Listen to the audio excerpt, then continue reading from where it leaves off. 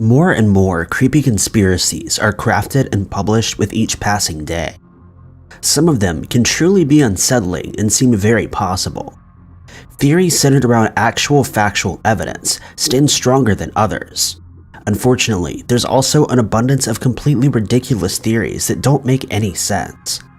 Here are 5 examples of wild conspiracy theories that people actually believe. This conspiracy theory was crafted in December of 2010 by a captain, Mustafa Ismail, and gained significant attention online since its release. The details to support this theory are virtually absent. Nevertheless, many followers and online users have clung to this concept, offering their full, unconditional support and belief. From early to late December 2010, there were a series of shark attacks near an area in Egypt. The first attacks occurred on December 1st when 4 swimmers were attacked without warning. First, 3 Russians were harmed, and within just a few minutes, a swimmer from the Ukraine was injured in a similar manner, fairly close to the victims. It remains unclear how many sharks were involved in the beginning. On December 5th, a German tourist was waiting near the water when she was taken down by a vicious shark. Sadly, she didn't make it. These cases struck concern with local government, and shark experts were sent to investigate the attacks and the behavior being expressed. The experts found that these attacks were unlike any they'd studied before, and it was impossible to narrow things down to a single cause. Unable to completely stop the attacks, resorts in the area worked to close the beaches and implement serious restrictions on feeding the local wildlife. Eventually, the attacks came to a slow stop, and the shore was opened once again. There are countless educated theories as to what caused these seemingly random attacks. Those theories include shark diets, weather patterns, issues related to livestock dumping off the shore, and a plethora of other logical explanations. However, one theory gained much more spotlight than others simply because it was ridiculous. A broadcast news show in Egypt reported during a segment that they sent professional divers into shark territory. Apparently, some of the divers found GPS devices strapped and implanted on the sharks' backs. When they brought this so-called evidence to attention, they claimed that the Israeli government added these remote devices to control the sharks and carry out attacks from a safe base somewhere. The government responded and explained that the GPS devices were used for tracking purposes to gain a better understanding of sharks' habits near the shore. Despite that being a completely logical and acceptable explanation, many still believe that the government was up to something, such as issuing the attacks as a form of population control or as a practice method for later attacks on enemies around the world. Avril Lavigne is a Canadian-American singer and songwriter, known best for some of her throwback hits such as Skater Boy and Girlfriend. When her career began, she was seen as an edgy, rebellious, and alternative pop queen. Over the years, her sound and appearance changed, although not drastically. Some fans were not pleased with her gradual exit of the pop-punk world, but other than that, Avril has not been involved in any major scandals or hot gossip, mostly keeping to herself and pursuing what she loved most. It seems that she wouldn't be an obvious target for any dark conspiracy theories, but that proved to be untrue when people started saying that Avril sadly passed away a while ago and has since been replaced by a clone. Of course, any theory involving cloning is far-fetched at first, and any actual evidence is impossible to collect. That doesn't mean that people can't get carried away with such theories. This one in particular has gained significant attention since it was first discussed between 2015 and 2017. Although the theory was new, it reached pretty far back into the past.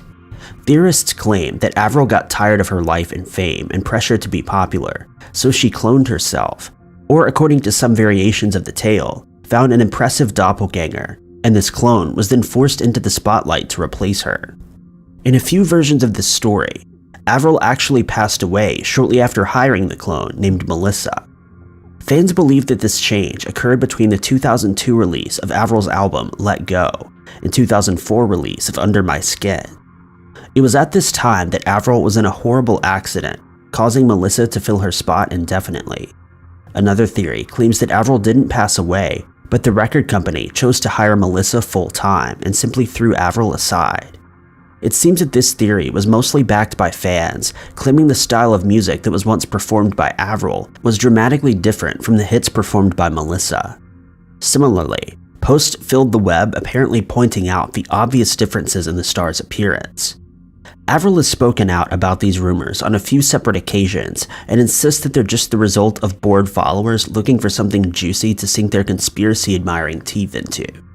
To this day, the rumors have not stopped, and many people firmly believe that the true Avril is no longer with us.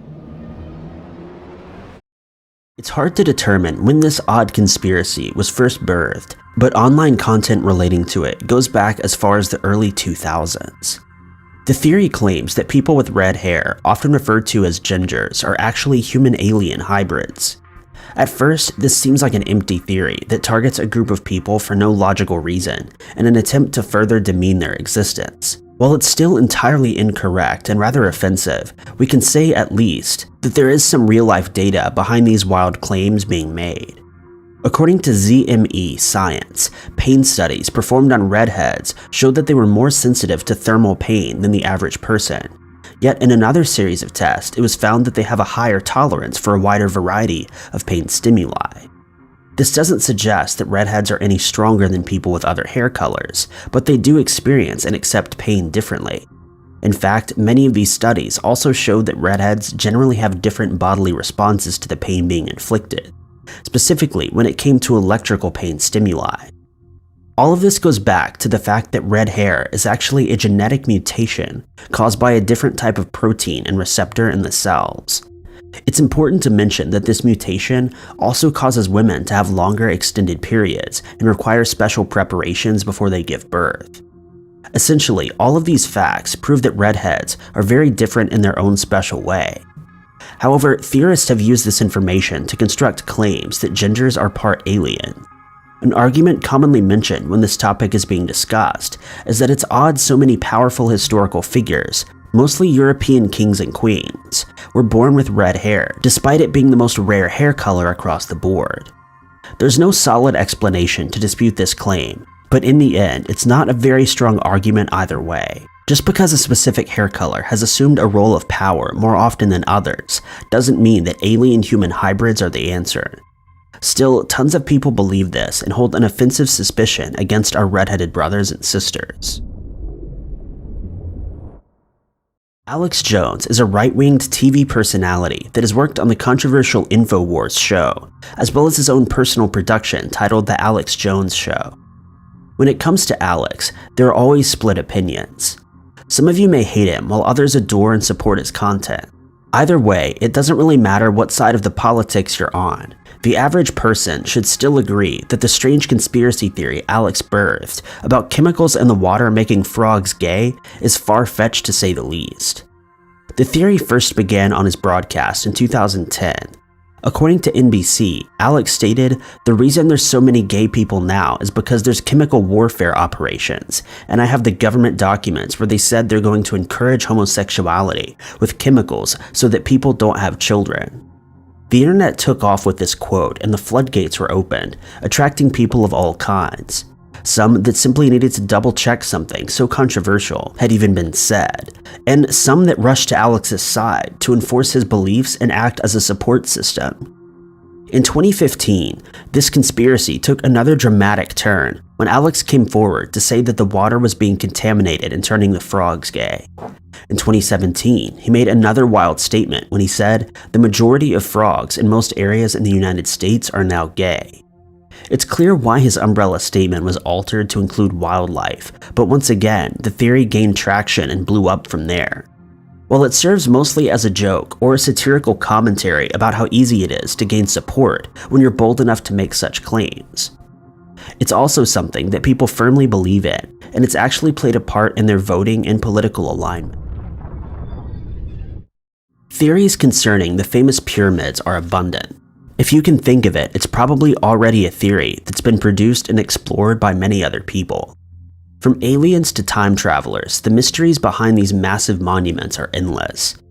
There's one specific theory that seems to stick out more than others though. Sadly, it's not because the theory is solid or confirmed, but instead because it's out of pocket and to some viewers probably flat out dumb. This theory claims that the Great Pyramids were constructed with the help of dinosaurs.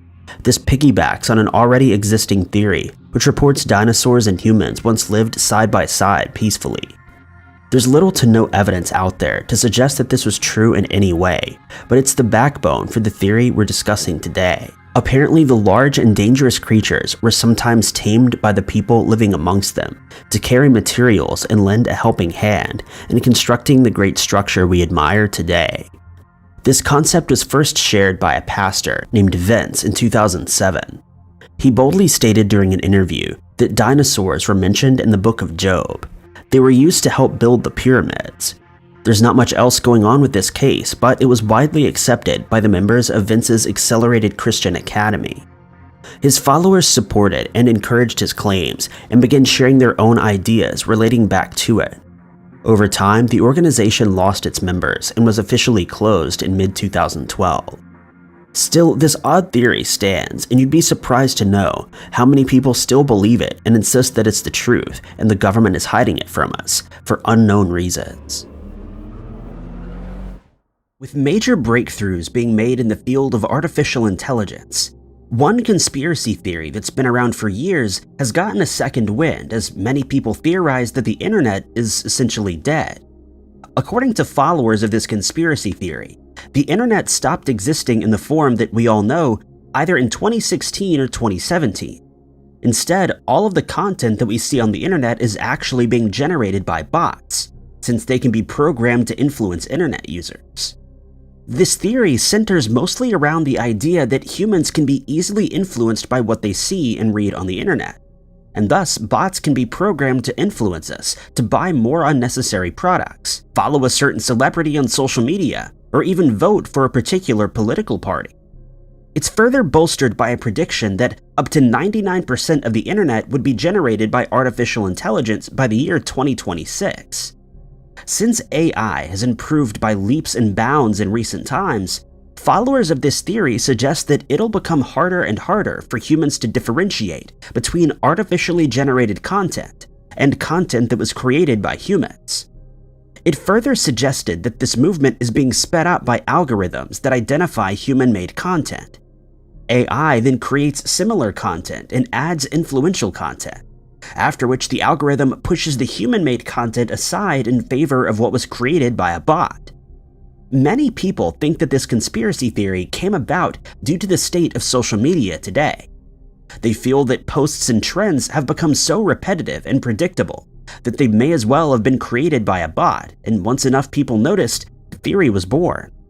As artificial intelligence evolves even further and starts being used in other areas of our day-to-day lives, this theory will likely only grow, and in all likelihood, it'll spawn a new wave of conspiracy theories. There are literally thousands of conspiracy theories that center around time travel, from old photographs showing people using modern technology, to people on social media claiming that they've traveled back in time to warn us of catastrophic events that'll come about in the near future. One time travel theory that's been growing in recent times is based on a book written by Preston Nichols. The book is entitled The Monok Project: Experiments in Time, and it focuses on fictional events at Monok Air Force Base in Long Island. In the book, experiments are carried out in the fields of teleportation, the creation of metahumans, telepathic communication with extraterrestrials, and, of course, time travel. As is to be expected, there are many skeptics that think this theory is not even worth thinking about. But there are some people who claim to have inside knowledge of these experiments. Joe Lafreno, an employee at Camp Hero State Park, claims that in 2018, he underwent hypnosis to retrieve memories from his past, and it revealed that he was present for some of the experiments at the Air Force Base in 1980. He traveled to the base while under hypnosis, and to his surprise, he stumbled across a building that he believes he was taken to so that he could be experimented on. He also believes that there are structures buried underground, a theory that's supported by a filmmaker called Christopher Gaetano.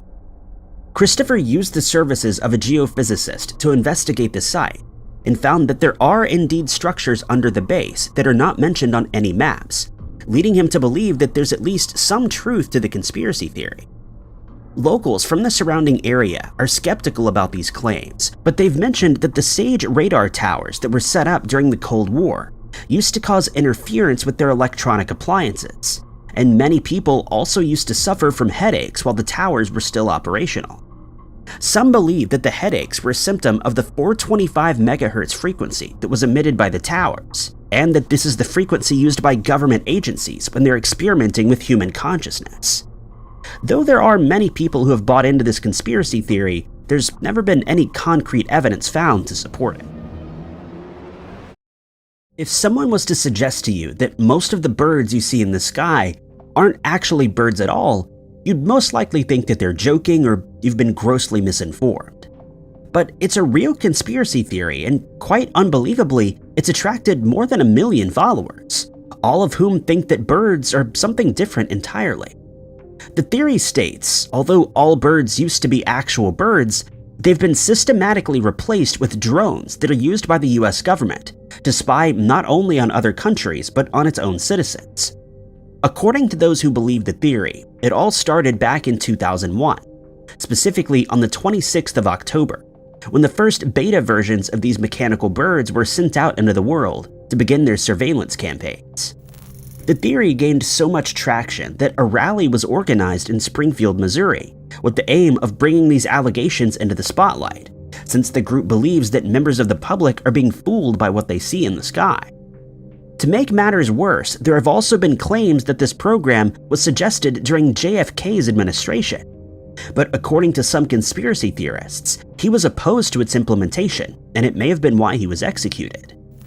A less intrusive theory states that these robot birds are being used by scientists to monitor and track wildlife in a less invasive manner. It would not only enable them to monitor their migration paths remotely, but the robot birds could be fitted with tranquilizers that would make it easier for scientists to get close to animals that would normally be frightened by the presence of humans or vehicles carrying them. But the prevailing theory is that the birds will be used by governments of the world for nefarious purposes, as is usually the case with conspiracy theories. This has caused a lot of people to become concerned about their right to privacy, since birds are everywhere and mostly go unnoticed, especially in large cities. It's a conspiracy theory that most people consider to be utterly absurd, but judging by the number of people who follow along with it, it may just gain even more traction in the years to come as technology advances at a rapid pace. Over the past few years, a theory that our universe and our entire existence is nothing more than a computer simulation or a holographic projection has captured the imaginations of millions around the world. This has spawned a slew of glitch in the matrix theories, often backed up by photos or videos of seemingly inexplicable events, such as birds that seem frozen in the sky, people that seem to phase through solid objects, and even clouds that don't behave the way they're supposed to. But there's another similar theory that's a little more specific, and it hinges on the idea that the moon isn't actually real. Instead, what we see in the sky is a hologram. But this is said to only be true when the moon is full. When it's in its other phases, we can actually see the moon, but when it's full, we're actually looking at a hologram. This theory came about after people noticed a strange wave that seemed to travel across the moon's surface in 2014. This spawned theories that there's activity going on the moon that the public is not aware of, which is an entire conspiracy theory on its own. But believers in the fake moon theory posit that when the moon enters its wax phase, it becomes easier for amateur astronomers to inspect its surface more closely. This means that whatever activity is going on up there could then be exposed, and so the holographic image is projected over the real moon, making it seem like everything is as it should be. Some of those who believe this conspiracy theory believe that there's a secret military base that's been constructed on the moon, and that it's even possible that it's being used as a base by astronauts who travel to other planets. Others think that it may be a base of operations for extraterrestrial beings that either live on the moon or use it as a refueling station during interstellar travel. Furthermore, some people believe that there are megastructures on the dark side of the moon that were either created by humans or by extraterrestrials that regularly visit Earth for research purposes. But once again, there's no concrete proof to support this conspiracy theory, and yet there are many who insist that we haven't seen the full moon in many years. Stonehenge, which is located on Salisbury Plain in England, has been the topic of many conspiracy theories for many years, mostly because of the weight of the stones used during its construction. Many people believe that it would have been impossible for anyone alive during its creation to move such heavy objects, since they lacked the technology to do so. Not only are the stones incredibly heavy, with some weighing as much as 38 tons, but they were sourced from different areas as far as 150 miles away from the site. Some people think that they were transported to the plain through clever engineering and brute strength, and others believe that there's a paranormal aspect to its creation, namely extraterrestrials. This theory seems to have its origins in a book written in 1968 by Eric von Daniken, in which he theorizes that not only Stonehenge, but other megastructures like the Great Pyramids of Giza could not have been built by humans alone, and that they must have had a helping hand from visiting extraterrestrial beings, who used their advanced technology to move the stones into place. Daniken further proposed that these aliens may not only have been godlike in their abilities, but that God himself may in fact be an extraterrestrial being, since flying beings have been sighted throughout the world's history. Others point to the shape in which Stonehenge was built, and hypothesize that it was deliberately constructed to resemble a disc-shaped extraterrestrial craft, as a kind of tribute to the aliens that aided in its completion. This theory then gained a lot of followers after a photo was published online of an unidentified object hovering over the ancient site, and it was suggested that these alien beings periodically visit the site. There have also been reports of strange lights in the sky, not only over Stonehenge, but at other ancient sites like the pyramids and the Nazca Lines, leading many to believe that extraterrestrials had a hand in shaping the history of our planet, either to help us advance technologically or for their own purposes. A different theory concerning these lights is that they're produced by geomagnetic pressure, and that these monuments were specifically constructed to make these lights possible. It's also been suggested that Stonehenge could be a stargate, which would make it possible for humans to travel to different dimensions and planets in our solar system. In 1998, a book titled Penetration was released by Ingo Swann, a man claiming to be a psychic as well as being employed by the Central Intelligence officials to search for the presence of alien life forms on the moon. This, of course, was immediately thought to be some sort of crazy conspiracy. But in 2006, the CIA began to release documentation of the project that Swann had mentioned. It was confirmed that he was involved in the project. Swann was questioned about the existence of aliens, to which he responded that there were aliens, and it seemed they were also building something on the far side of the moon. He also went on to say that these aliens were not the friendly ET kind. Swann later revealed the reason aliens come to our planet. He believes that we're being used as a supermarket for the extraterrestrials, after he encountered a curious spaceship harvesting water from a lake. NASA's Lunar Reconnaissance Orbiter, or LRO, has been in operation since 2009. The LRO's purpose is to create a three-dimensional map of the surface of the moon. Scott Waring, a dedicated UFO expert, claimed to have spotted an alien city constructed on the moon's surface using the Google Moon Map. He states that the building is 9 miles in length, situated on the moon's De Moraes crater. Waring made use of the Moon app and discovered that when using the visible imagery and colorized terrain filters, the structure seems to vanish. He believes this to be an attempted cover-up by the US Space Agency. He went as far as saying that NASA edited out the structure and replaced it with a fake crater. In addition to this, some UFO hunters have posted images online, which came from the same application, of imagery that the LRO had picked up. The images showed a disk item from various angles. This object was seen on different points of the moon, which indicates that it's moving around. In one of the images, the disk was seen above the moon, which led the theorists to believe that what they were looking at was, in fact, a mobile alien base.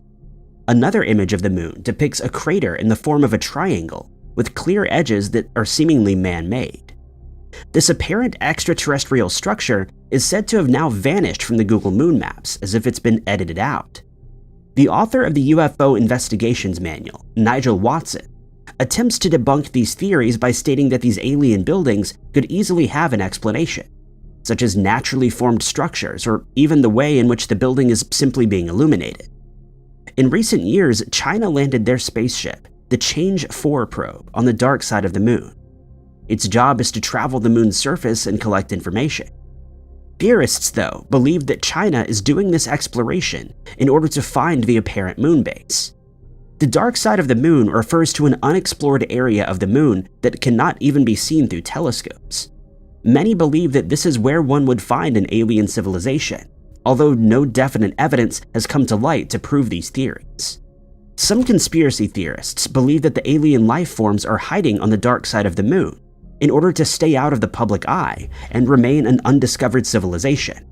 But in some cases, many believe that evidence has been found and is being kept under wraps by the government. The theory that the moon is occupied by alien life results in the hypothesis that this could be the reason behind NASA not returning to the moon since the 1970s Apollo missions. And of course, skeptics claim to have solved the supposed alien building findings by saying that it's just pareidolia, a phenomenon that tricks the eye into perceiving objects with a pattern or texture. The Apollo missions produced a lot of images and revealed some discoveries, such as water being found on the side of the moon that's lit up by sunlight. Theorists believe something else made its way into the photographs. It was a rounded structure with a crater that looked alarmingly man-made. Ken Johnston, who was a former NASA test pilot and later worked in the Data and Imagery Control Department, stated that he didn't think the structure was natural and had to be built by an intellectual life form. In an interview, Johnston described the structures as domes. Johnston also recalls asking his boss about the images he saw, but was told not to ask about them, and the two had even gotten into an argument about the matter. He was asked to get rid of the images. This led to the speculation and conspiracy that a cover-up of the alien bases was underway. In addition to the domes and alien bases, in some photographs, vehicle track marks can be seen trailing across the moon's surface. According to a journalist and expert, Alexis Brooks, the structures and markings in the images seem to be created by an age-old interstellar society known as the Anunnaki. Brooke explains that this ancient civilization's technology was fundamental. It's believed that they are responsible for structures we see today, such as the pyramids. Andrew McCarthy, an astrophotographer, had a look at the evidential images and states that the bases or domes definitely look artificial. He states that when an impact occurs, some of the surface flows upward and some falls back down, creating these irregular piles in the center of the crater. Jonathan Hill, a Mars mission planner, gave his input on the vehicle track marks that were photographed. Hill explains that when boulders or rocks roll across the surface, a track is left behind, but the track is usually all over the place. But the ones in question are perfectly straight and parallel. Hill also said that his initial thought was that a rover left the markings, specifically the ones driven by the Apollo mission astronauts. After checking the database, no images exist of these track marks. Although many experts and non-believers have continually criticized the conspiracy, theorists remain consistent in their belief and in a world of many possibilities and secrets yet to be discovered. An alien civilization living on the moon cannot yet be ruled out. The moon is still one of the greatest mysteries of all time. Even its large scale has confounded scientists. In conjunction with the Earth, it would be expected that the moon should be about 40 miles in diameter, but it's actually 2,000 miles. Some experts even state that the moon defies physics as well. One mystery, or rather conspiracy, is that of the hollow moon theory. During the Apollo 12 mission in the 1970s, Pete Conrad and Alan Bean, two astronauts, had set up a PSE, or passive seismic experiment. This would make up a part of a larger set of experiments conducted there. The larger experiment was known as the Apollo Lunar Surface Experiment Package, or ALSCP. When the astronauts of this mission were back in the command module, they intentionally crashed a lunar module into the surface of the moon. This was equivalent to the impact that 1 ton of TNT would have. This set off what is known as a moonquake. 4 moonquake types exist. Those include deep sub, 700-kilometer quakes, meteorite-caused quakes, thermal quakes, and the shallow quakes of roughly 20 to 30 kilometers deep. Shallow quakes, which were the ones caused by NASA, tend to last longer, 55 minutes to be exact, and have more serious effects. The PSC had taken note of the vibrations caused by the human-caused moonquake, which reportedly lasted longer than previously thought, Similar findings were recorded during the Apollo 13, 14, 15, and 16 missions. The results pointed to the idea that the moon was a lot less dense than that of the Earth, thus birthing the theory that the moon is hollow.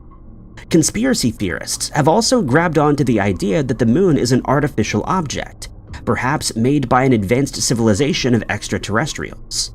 Some have even theorized that aliens exist within the hollow moon and control it. Another discovery made by the Apollo missions was that the moon, when struck, seemingly rings like a bell or a gong, which had lasted just over an hour.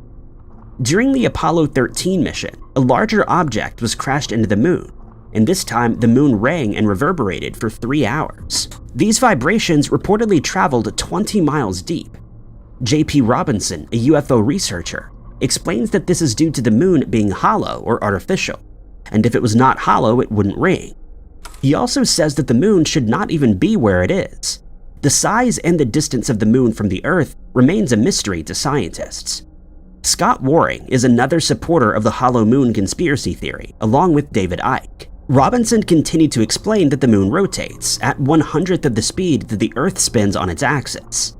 Additionally, it's exactly 400 times smaller than the Sun, and 400 times nearer to the Sun. He furthers this by saying that all of the sequences here are consistent in comparison with the other planets as well as moons in the solar system, leading to the belief that the moon is specifically structured in a certain way by what theorists believe to be an ancient society. More such perfections of the moon include the following. If the circumference of the Sun were to be divided by that of the moon and multiplied by 100, you would find the polar circumference of the Earth. The solar eclipse is another such example. If there was a slight change in any of the variables, then the Sun would no longer have a perfect fit behind the moon. The moon is also theorized to be a satellite of some sort. If it were a natural planet, then it would not be hollow, some theorists suggest. More mysteries remain and confound some scientists, such as why the moon does not reveal its darker side to us, and who, if anyone, built it and why. Samples of rocks and soil have been brought back to Earth to be studied further, but this just left scientists with more questions than answers. Our planet Earth consists of a newer rock formed on the outer layer, and the further you go into the Earth, the older the rock and sediment will get. The exact opposite is found on the moon. It appears that the outer layer of the moon consists of older rock, and the deeper you go, the newer the rock becomes. Of course, before ending up at its hollow center where a supposed alien civilization resides. On Earth, the only way for something like this to take place is from drilling where inner sediment and rock are lifted outwards and rest on the newer outer layers. But this is witnessed all over the moon's surface. This suggests that if the moon had been hollowed out, this exact event would occur, which supports the hollow moon theory. It was also determined that the other planets and moons have a denser material closer to the center and a lighter one on the surface, but again, this is not the case with Earth's moon. With many asteroid impacts throughout the years creating craters on the moon, one would expect there to be rocks and sediment of different ages, but there isn't. The rocks found around these craters are strangely the same age. The moon dust also had a different chemical composition than that of the rocks. Additionally, the moon does not have a magnetic field, yet all the samples collected show a strong magnetism.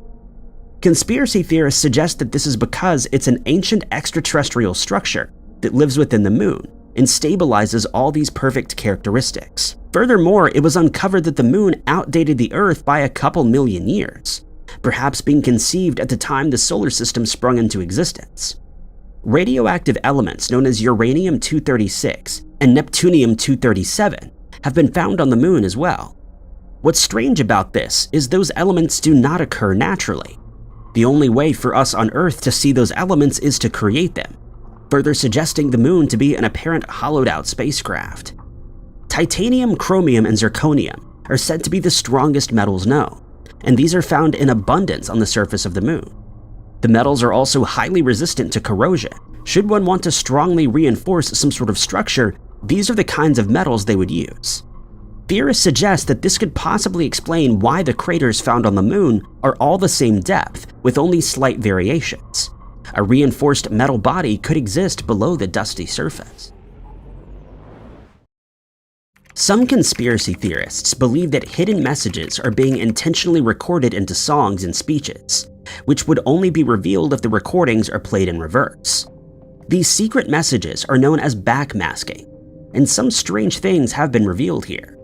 Theorists also think that the reason behind this is that the CIA is revealing certain tips and clues about hidden agendas. A man named David Oates had accidentally dropped his Walkman in the toilet, and after that it would only play tapes backwards. David found this to be quite entertaining, and he could hear secret messages that were being put there intentionally. He soon discovered that not all of these recordings had been intentional though. Some of them were placed there by the subconscious of the person singing or speaking. After some studies and research, it was discovered that occasionally our true feelings can be hidden in what we say, which is revealed if we record it, and then reverse that recording, as well as perform some backward speech analysis. This means that when one tells a lie, the truth is encoded somewhere within it. This led theorists to believe in further research that some officials may reveal secrets through a backward analysis. Aleister Crowley, an occultist, encouraged people to listen to songs and watch movies in reverse to find hidden messages. And in the 1950s, Raymond Bayless and Attila von Salil would reverse some recordings in order to hear messages from ghosts and people that have passed on. This had been the beginning of the EVP. One of the most famous of the hidden messages found in backmasking came from the Beatles. In the last couple of seconds of the song Rain by the Beatles, a backward piece is found. John Lennon explained that this was actually accidental, but they left it in anyway. From the Beatles song I'm So Tired, a backward message can be heard, and the message reads, "Paul is dead, man, miss him, miss him, miss him." This caught the attention of many theorists who believe that Paul McCartney actually passed away in a car accident and was replaced by a look-alike. Hearing messages like these can be rather disturbing, but some get even creepier than that, such as the song Sentient 6 by Nevermore. In reversal, the message, "I am the bringer of the end, fear me, I am the beast that is technology," is revealed. The Eagles' Hotel California unveils a message stating, "Satan, he hears this, he had me believe." Led Zeppelin's famous Stairway to Heaven also gave us a creepy line which says, "Here's to my sweet Satan." This is one that requires you to listen really closely in order to make out the words in reverse. Smells Like Teen Spirit by Nirvana also held some strange statements. One of them was, "John Dillinger died for you," in reference to the bank robber who had been declared a public enemy of the USA in the 1930s. And Snowblind by Styx at some point reveals Satan moves through our voices. These backward messages were not unique to popular songs by famous bands. Some eerie statements can be heard in important speeches as well. David Oates began to listen to conversations and believed to have found sentences and words placed in reverse, but these were not put there on purpose, it seems. He went on to write a book titled Hidden Messages in Human Speech. In one of his first tests, David reversed a well-known sentence, quote, "This is one small step for man and one giant leap for mankind." And this revealed the statement, "Man will spacewalk." The fact that this sentence was heard in the future tense led theorists to believe that the moon landing did not happen, and further supported the conspiracy theory that it was faked. After this, Oates began to record more conversations to be played backward and analyze them. He found that in regular conversations, people were encoding reversed messages about every 30 seconds into their speech. After a short time, Oates discovered that politicians and other figures have been subconsciously inserting reversed messages into their speeches. Martin Luther King had powerfully said, "Speed up that day when all of God's children, black men and white men, Jews and Gentiles, Protestants and Catholics, will be able to join their hands." But upon reversing that recording, you could hear him say, "The Lord, he does believe." Arnold Schwarzenegger stated, "I want to thank all the people on the campaign." In reversal of this, Arnold is saying, "Soon I'll be the law." David Oates began to receive more requests to analyze more of the moon landing missions, mostly by theorists who believed them to be fake. And this he did. By finding as many people connected to these missions, Oates was able to find many strange messages. He found a lot of things relating to the landing to have been covered up, supposedly. When something Buzz Aldrin had said was played backwards, Oates heard a statement saying, "Remember the lie." Another one said, "We did find mobility on the surface was in general good, but better than perhaps we anticipated." In reversal, the statement claimed, "They now fib you." Again, Buzz Aldrin, that is the US Eagle carrying the olive branch to the lunar surface, and we thought it was appropriate to deposit this replica of the olive branch before we left. But when reversed, it says, I share the lie. Altitude down to 50,000 feet, we had 2 guidance systems working for us, and they behaved perfectly. The full quote expressed, liar saw a lie. Neil Armstrong said we took the opportunity to try to take some photographs of it, but our film was not sufficiently fast to capture the event.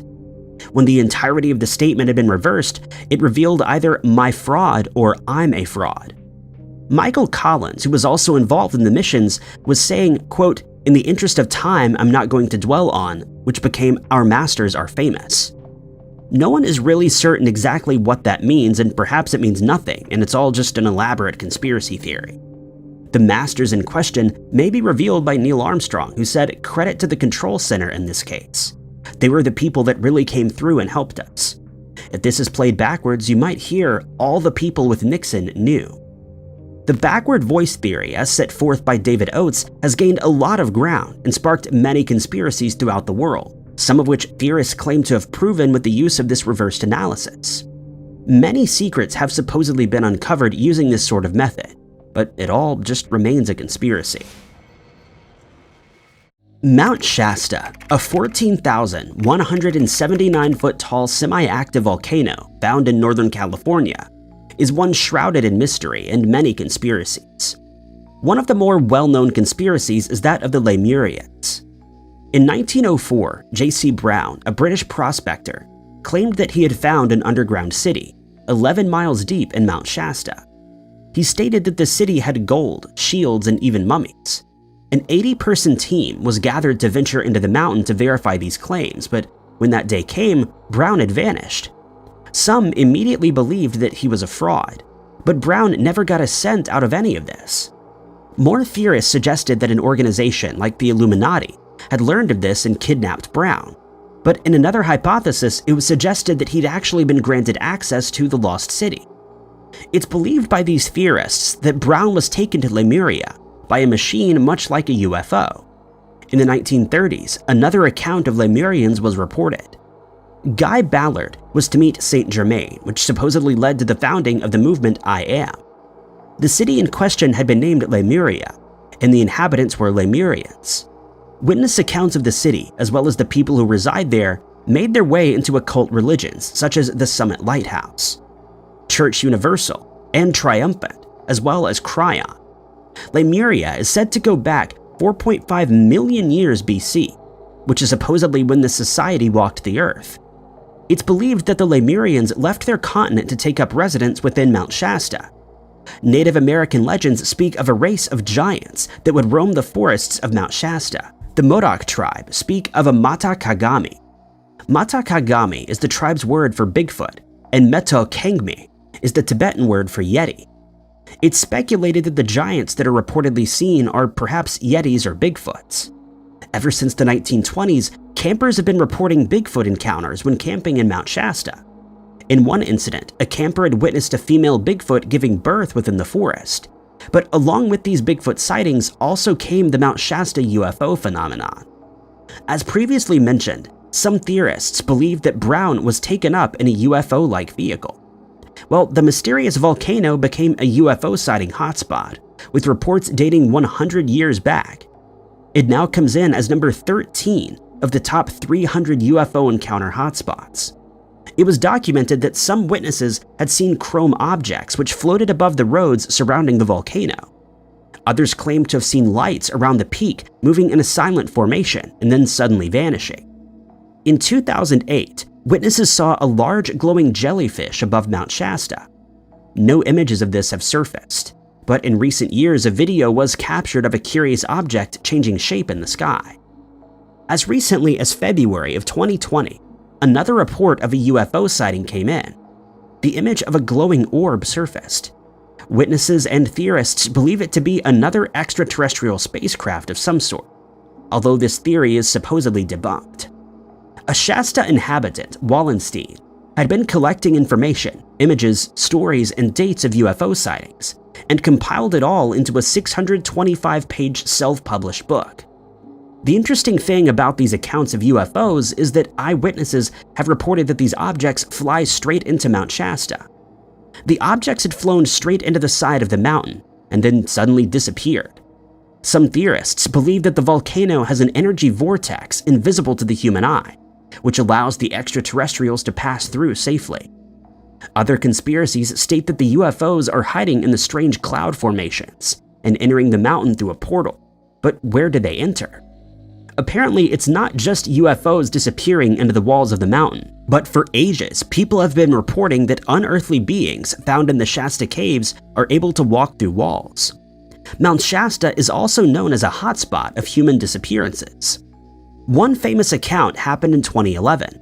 A young boy had disappeared into the mountain but was later found unharmed after a 5-hour search. When the boy was talking to his grandmother, Cappy, he'd stated that he likes her better than the grandma Cappy that found him in the woods that time that he went missing. He detailed that this woman had taken him into the caves where other people were, and they were reportedly frozen in place. But the story gets stranger. The grandma of the boy had been camping there shortly before and had blacked out before awaking in the dirt with a puncture wound on her neck. Some believe this to be the works of a strange society, perhaps even the Lemurians, and they're conducting experiments on human campers. Another strange story surfaced in 1999 when Carl Landers and 2 friends went hiking in Mount Shasta. During this hike, Landers disappeared. The friends didn't notice him wandering off the trail, and nor did he cry for help. He was just gone. A week of searching and a helicopter infrared scan found nothing. A man by the name of Elijah Sullivan has spent many years trying to solve the mysterious hole which appeared overnight on the side of Mount Shasta. The hole was 60 feet deep and seemed to have been dug out manually using a pulley system. The people responsible left only a ladder, buckets, and a water bottle behind. Sullivan had explained that he's tracking 3 different theories about the hole. He stated that each theory is in connection to everybody's different beliefs, referring to the legends and conspiracies of the volcano. The hole was filled in, but the reason it was dug still remains speculation. Some theorize that people illegally tried to mine for minerals within the mountain, but there are more conspiracies about this strange hole, such as digging for lost Native American artifacts or searching for the entrance of Lemuria. All of these stories birthed a whole range of conspiracy theories, from an energy hotspot for UFOs to a lost city inhabited by strange creatures. In addition to all this, the formation of this volcano is a little bit strange. No mountains connect to it, and it appears out of place, leading to the idea that it could perhaps be an artificial model, either a casting for an alien return base, an interdimensional tunnel, or covering for a lost city. But all of these remain in theory, yet to be proven or disproven. Throughout the years, many theories and ideas on how the world would come to an end have surfaced. Along with this comes the conspiracy that the CIA and other government officials know exactly how it's going to happen. A book titled The Adam and Eve Story was written by Dr. Chan Thomas in 1966. But before anyone was able to read it, the book was classified by the Central Intelligence Agency.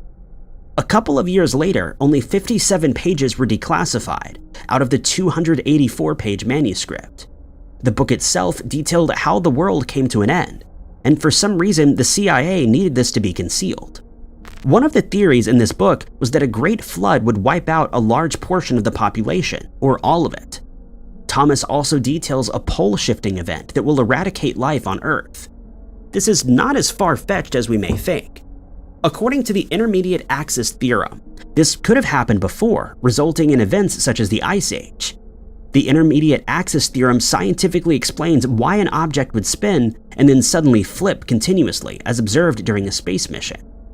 He witnessed a wing nut come loose, spin on its axis before flipping over, spinning again and then repeating the same movement. This was later explored with other objects. Since a ball or a sphere shape only has one set of axes, the same effect would not occur. But the Earth is an ellipsoid with 3 axes. The Earth, which rotates in a constant manner, experiences this effect, but if something were to offset that moment of inertia, as Thomas is suggesting, the results could be cataclysmic.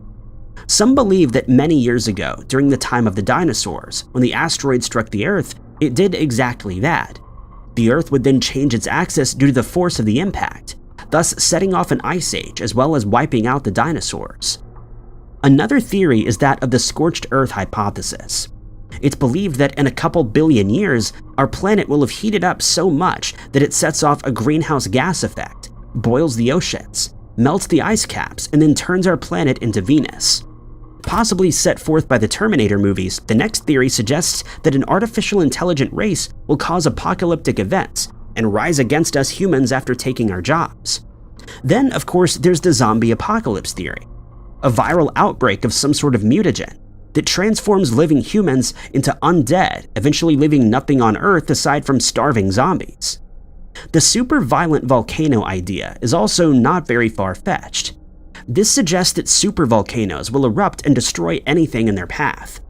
An eruption from a supervolcano starts underground and blasts over 450 cubic kilometers of magma.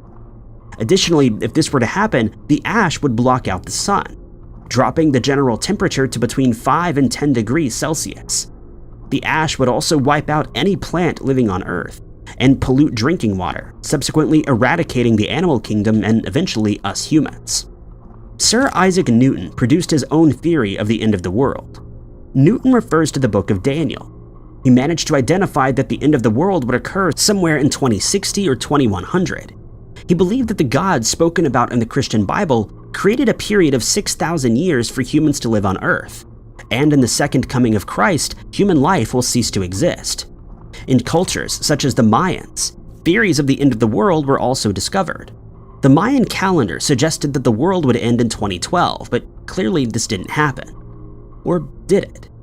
Some believe that since the world was due to end that year, we now live in a computer-generated simulation. Strangely enough, another theory that would wipe out the human race is food safety. According to the Center for Disease Control and Prevention, 48 million people become ill from foodborne illness ailments yearly. A 2011 film called Contagion highlights exactly that. The movie explains that after mishandling food and bat guano, a disease breaks out and extinguishes humankind. A more common theory is the asteroid hypothesis. A large enough asteroid collided with Earth and exploded it into many fragments.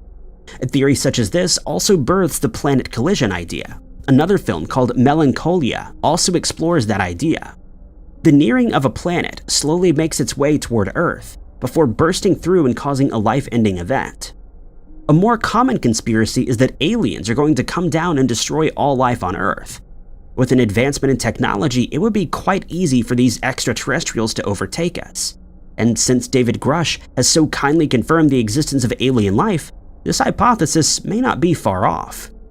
In 1958, an author, Charles Hapgood, released a book called The Earth's Shifting Crust. This explained the Earth's crustal displacement theory, which states that the Earth occasionally spins extremely fast, possibly an effect of the intermediate axis theorem. When this happens, the continents may become rearranged or smashed together. Hapgood also suggested the concept of continental drift, which was later proven. The same thing could happen again, and has done so for the past 4 billion years if scientists are correct. Halley's Comet was another end-of-the-world theory. In 1910, a Chicago laboratory expressed that they found cyanogen gas in the tail of Halley's Comet, and soon everyone was buying gas masks. Camille Flammarion has said that the comet would penetrate Earth and wipe out all life that existed on it. But other scientists assured everyone that this would not happen, and it clearly didn't. Throughout history, many theories have come up, and sometimes have a scientific backup, but nothing has been proven as of yet. The most likely cause of the end of the world could be climate change, although some conspiracy theorists believe that climate change is only a conspiracy, and that we'll be wiped out by aliens or a rogue planet. Another more likely cause is set forth by the intermediate axis theorem, where the Earth's poles are likely to shift and cause some sort of cataclysmic event. The more time goes on, the more theories such as these are produced. With every alien encounter, disease outbreak, and movies or series of apocalyptic events, more conspiracy theorists are egged on with the aforementioned hypotheses. Subliminal messages refer to hidden messages of a visual or auditory nature, which the conscious mind does not perceive. These messages can be found in television commercials and songs. This method has been used to support the persuasiveness of commercials and other types of advertisements. Generally, subliminal messages can only be perceived through the subconscious. This is due to the stimuli which we respond to on a daily basis being above the conscious perception threshold, and subliminal messages are below it. In 1957, a stunt was carried out, which only set off the conspiracy theorists. The stunt was done by James Vickery, a market researcher. During movie theater screenings, the researcher would display flashing messages such as "drink Coca-Cola" and "eat popcorn" for a very short time, and the moviegoers were unaware of it. This, of course, would lead them to want to buy more soft drinks or food to eat while watching their movie. This caused major outrage, and that type of advertising was later banned in the United Kingdom, Australia, and the United States. But not all places followed suit. Vickery's findings caused a national outcry and widespread fear that subliminal messages were being hidden in songs and movies, and even TV shows, which were all influencing the people to subconsciously consent to buying or doing things they didn't actually want to do.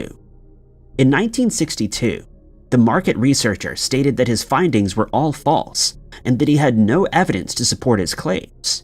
But other researchers looked into the effectiveness of subliminal messages and advertising and found that the more popular and well-known products were effective in the case of subliminal messages within their advertisements. Amazon, the major online shopping service, has a logo with a yellow arrow pointing from A to Z. Although this may reference the phrase "from A to Z," theorists believe it may be something else. It's suggested that the arrow makes up a smile that users would identify and unconsciously lead them to associate Amazon with a positive force. Recently, it appears that Amazon has actually stopped hiding this and has intentionally placed smiles in their advertisements. The site also has a charity URL called smile.amazon.com. Some of these subliminal messages tend to get a bit more dark and creepy, and the entirety of the topic becomes a rabbit hole investigation that sucks you in. Theorists believe that using this type of advertising can be a form of mind control. There's also been talk of subliminal messages being used to hypnotize listeners or viewers. One such advertisement came from the Little Baby's ice cream company. The advertisement is so strange that the viewer can't look away. It features an unknown individual with nothing but blackness surrounding them. There appears to be ice cream all over their face and upper body, while the narrator talks continuously about the ice cream. In the year 2000, George W. Bush released a campaign ad that clearly indicated that he was not a big fan of Al Gore's healthcare plan. It also appeared that he called him a rat. In the ad, the word "rats" is spelled out in large white letters. It was later revealed that this was part of the word "bureaucrats." The word "rats" only appears for a second when the word "bureaucrats" is making an entrance onto the screen. The advertisement was later taken off the air because it appeared too controversial, according to some. Many subliminal messages have been found in food advertisements. One such is KFC's 2008 Meal Dollar Snacker advertisement. In the commercial, a close-up of a chicken sandwich can be seen.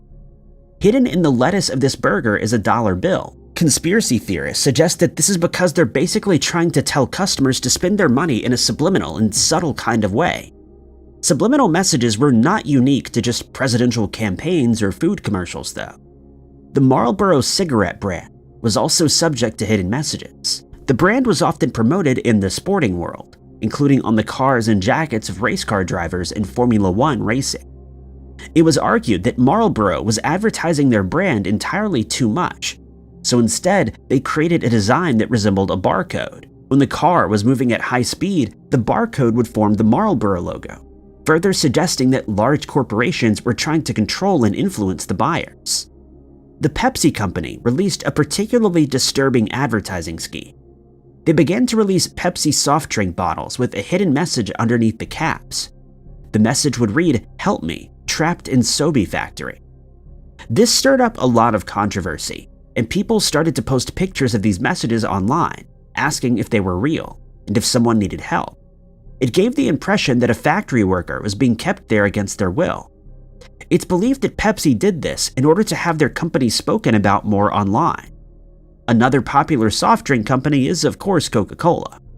This was not exactly an advertisement, but rather the font and design of the Coca-Cola lettering. When it's held up to a mirror, Arabic letters are revealed, which translates to "No Mohammed, no Makkah." This suggests that Coca-Cola may be linked to the Freemasons as well as their anti-Islamic system. In the middle of Iron Chef, a sudden flash of a McDonald's advertisement appeared. It was later stated that this was a glitch, but conspiracy theorists are not so easily convinced. Conspiracy theorists are known for pointing out such messages in order to instill fear or convince people that they're being mind-controlled by the masses and large corporations, and even the government. The Central Intelligence Agency has been met with many odd conspiracies over the years. The way in which theorists speak about the CIA makes them seem almost mythological.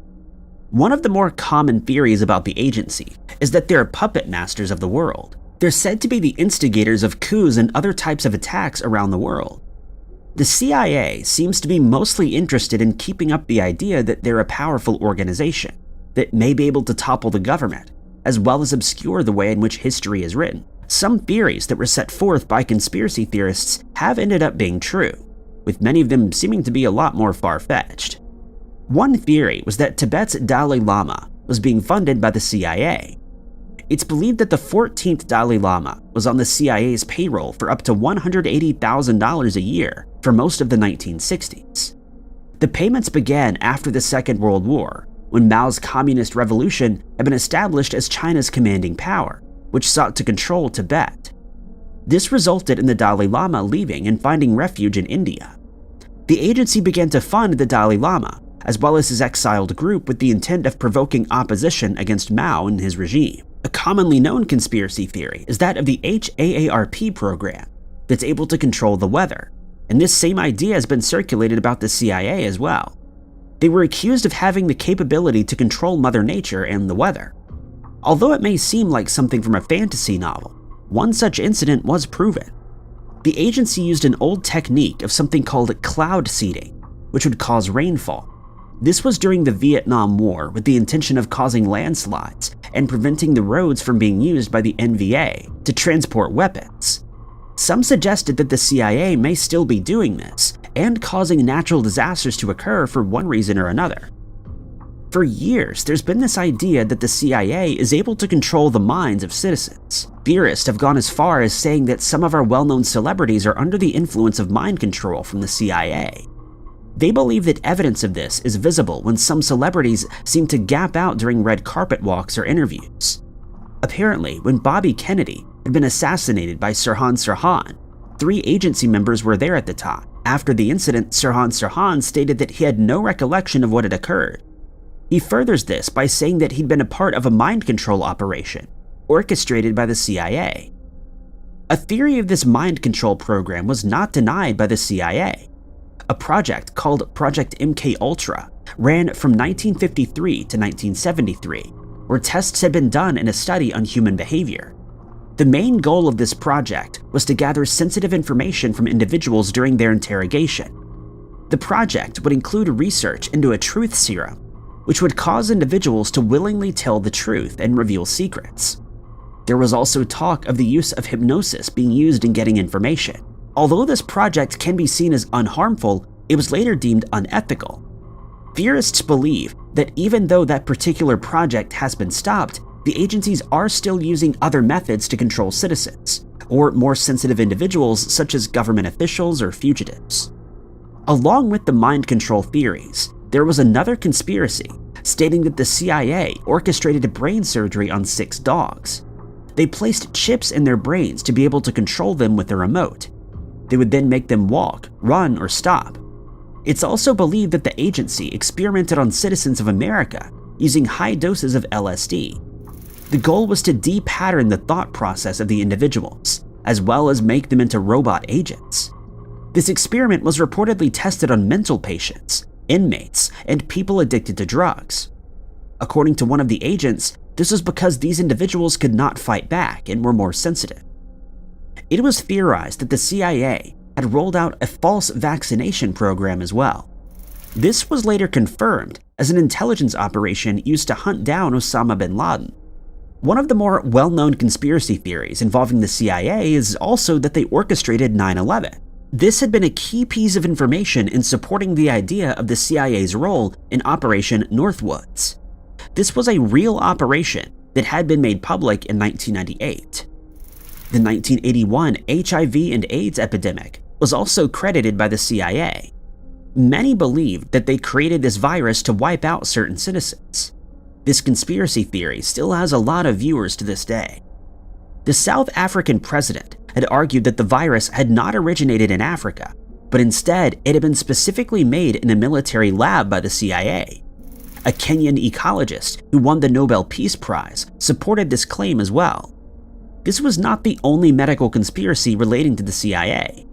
Vaccine conspiracy theories were rather popular in the period when no one else really understood them. During the 1990s, Pakistan saw about 20,000 cases of polio on a yearly basis. This was because no vaccination campaigns were being upheld. There had been a conspiracy present in Pakistan at the time, which stated that the agency made the polio vaccination to sterilize Muslim men. According to William Lester, an author who wrote a book about John F. Kennedy, a secret entry was written on the 12th of November, 1963. The president told the director of the CIA, John McCone, to arrange the intelligence files that the agency has on UFOs, and then to debrief the president about all the unknowns. About 10 days after this, Kennedy was assassinated. Lester explained that he got this memo as well as 2 other memos under the Freedom of Information Act from the agency. The author furthers this by stating that he believes that this memo could be the missing link to the conspiracy of a separate document, which many theorists believe is an indication that the agency was involved in the president's assassination, in order to prevent the involvement of Kennedy in the apparent UFO cover-up. These supposed documents only refueled the fire of the supposed JFK conspiracy theory, in which the CIA was involved. The memo that was revealed was named the Burned Memo. Apparently, it was released by a former CIA member. He claimed to have worked for the agency between 1960 and 1974, and allegedly pulled the document from a fire when the agency was in the process of destroying some of their most top-secret files. The Burned Memo contained the following message written by the CIA director, saying, quote, "Lancer, which was JFK's codename in the CIA, has made some inquiries regarding our activities which we cannot allow. Please submit your views no later than October. Your action to this matter is critical to the continuance of the group." Lester speculates that this memo was to prove that Kennedy had been interrogating the CIA on the presence of UFOs. Along with theories such as Australia doesn't exist, birds aren't real, and the Earth is flat, comes the conspiracy that the dinosaurs didn't exist. Some theorists believe that the dinosaurs were actually a myth. In a Twitter post, a user with the name of Lynn Unwell Miranda wrote the following, saying, quote, "Is it weird that I don't believe in dinosaurs? The whole dinosaur thing screams elaborate hoax to me." How is it that these theorists got to the conclusion that dinosaurs aren't real? Well, most of this theory can be credited to people who reference Christianity and the Bible, as well as those who have their doubts about evolution. Another Twitter post by an individual named Lex wrote, quote, "All I want to know is why dinosaurs aren't mentioned in the Bible." A friend responded, "Because dinosaurs aren't real, bro." It's believed that theorists may be comparing dragons, the mythological creatures, to dinosaurs. The two generally do appear a bit similar in their reptilian depictions, which would make sense as to why some would think that dinosaurs aren't real. A few social media platforms can be looked through, where one is guaranteed to find a page, post, or conversation relating to the conspiracy that dinosaurs aren't real. It was found that this is a topic of conversation for about 68% of men and 32% of women, and it was also uncovered that this conspiracy was discussed mostly by adults aged 35 years old and above. Those who were talking about this theory would also discuss topics such as atheism, evolution, and science fiction. Christianity was also found to be one of the main topics. The Joe Rogan Experience podcast, number 862, dove into this theory as well. Rogan was joined by a paleontologist named Trevor Vail. The two watched a video about why dinosaurs don't exist. It was suggested by anti-dinosaur conspiracy theorists that there's no certain evidence that the dinosaur fossils did in fact come from dinosaurs. It's also argued that no evidence of dinosaurs has been found before the 1800s. It was stated that the supposed dinosaur bones had only been discovered after the mid-1800s, and asked the question of why no tribes had found any of these bones before the mid-1800s. It appeared that these bones had suddenly come into existence in North America, South America, Europe, Asia, Africa, and a few other places, all of a sudden as suggested by the video. The Smithsonian magazine spoke about birds having skulls resembling dinosaurs, and they suggested that modern reptiles also resemble the skulls of dinosaurs. This only led anti-dinosaur conspiracy theorists to believe that all the dinosaur fossils that were uncovered actually belonged to reptiles and birds. Often in this conspiracy theory, the Bible is used to substantiate the claims. It's quoted that God created Adam and Eve and all the land animals, never mentioning dinosaurs. But what many people fail to realize is that there is, in fact, a Bible verse that may directly reference dinosaurs, suggesting that not only did they exist, but they may have coexisted with humans. The verse comes from the book of Job in chapter 40, with a direct quote from God reading, quote, "Behold the behemoth, which I made as I made you. He eats grass like an ox. Behold his strength in his loins, and his power in the muscles of his belly. He makes his tail stiff like a cedar. The sinews of his thighs are knit together. His bones are tubes of bronze, and his limbs are like bars of iron. He is the first of the works of God." Some theorists remain firm on the belief that dinosaurs do not and never did exist based on the fact that they're not spoken of in the Bible, but this simply isn't true. But Ramsday William Hayes is another believer of the conspiracy theory that does not believe that dinosaurs existed. Hayes and his good friend Chris Long have differing ideas about the existence of dinosaurs. As opposed to Hayes, Long is actually fascinated by dinosaurs. In an interview, Long had stated that Hayes believes that archaeologists are intentionally putting bones into the ground in a way that a parent would hide an Easter egg. Long is quoted by saying, quote, "They just planted them. It's some large conspiracy." He does not believe that dinosaurs never existed, and he thinks that mermaids are real. Hayes also questions how exactly archaeologists are able to put the apparent dinosaur bones together without having actually seen one in real life. He's quoted as saying, "I don't believe dinosaurs existed, not even a little bit. With these bones, it's crazy because man has never seen a dinosaur." He then states that there's a higher chance of finding a mermaid than there is of finding a dinosaur. Hayes goes on to reference his friend, saying that he doesn't know how Long can even believe in dinosaurs or how anyone really can. He also went on to ask how exactly we came to know exactly what a T-Rex eats, and these supposed assumptions seem rather crazy. It was detailed that the conversation may have begun as a small joke, but the man still seemed to be quite defensive. It's found to be rather interesting that Hayes would believe in mermaids and not dinosaurs. In a subreddit called Dinosaurs, a post was made stating that the user's friend does not believe that dinosaurs exist. This friend states that all the fossils that have been collected are actually man-made.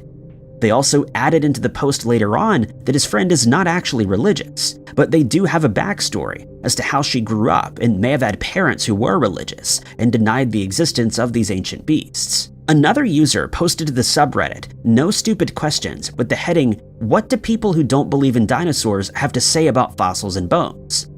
In the rest of the text, they say that there was a post made about a student's homework in Texas, where it stated that dinosaurs aren't real and that God is the creator of all, and also basically says that scientists are wrong.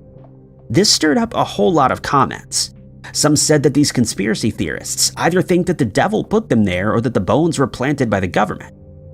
There's a group as well as a page dedicated to the theory that dinosaurs don't exist, and this can be found on Facebook. They're simply titled "Dinosaurs Aren't Real."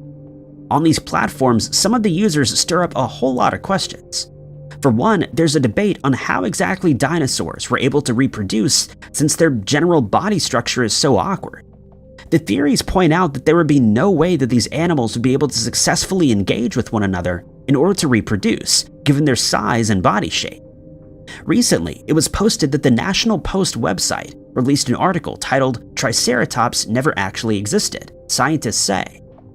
The Facebook page, however, gets a little bit more comical. The person running the page asked the question, "See any dinosaurs lately?" No, me either. Although some theorists may forget or even refuse to believe that crocodiles are pretty much dinosaurs and apparently so are chickens. The user also stated that to those that asked, there were no solid facts about dinosaurs, and there's no way to prove how many millions of years Earth has been here. This user has been met with a lot of negativity due to their beliefs. Even though the majority of the dinosaurs don't exist communities are mainly religious, not all of them are. Some just find it hard to believe that these incredibly large animals that looked kind of like lizards and perhaps had feathers once roamed the earth. Given all the other outlandish conspiracy theories, such as the ones regarding the CIA and the government, it's not entirely far-fetched, since it's believed that the government and CIA are basically plotting against us. The origins are not entirely known about this strange theory either. Conspiracy theories are not unique to government officials or large corporations. Over the years, some theorists have taken to targeting celebrities such as actors, singers, or even models. One such case was with the celebrity singer Avril Lavigne.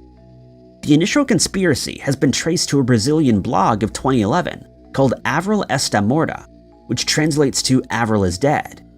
It's theorized that Lavigne passed away in 2003 after her debut album titled Let Go was successful, and she was replaced by a doppelganger known as Melissa Vandella in order to keep her star's career going. The theory went wild across the internet, and people began to find supposed evidence of this theory. The theorists referenced to slight appearance changes that they saw on Lavigne's double. They also referenced a photo shoot where Avril Lavigne had the name Melissa written on her hand. This theory has been around for quite some time, and every couple of years it resurfaces. The most recent mention of this conspiracy was in 2017 on the Twitter platform.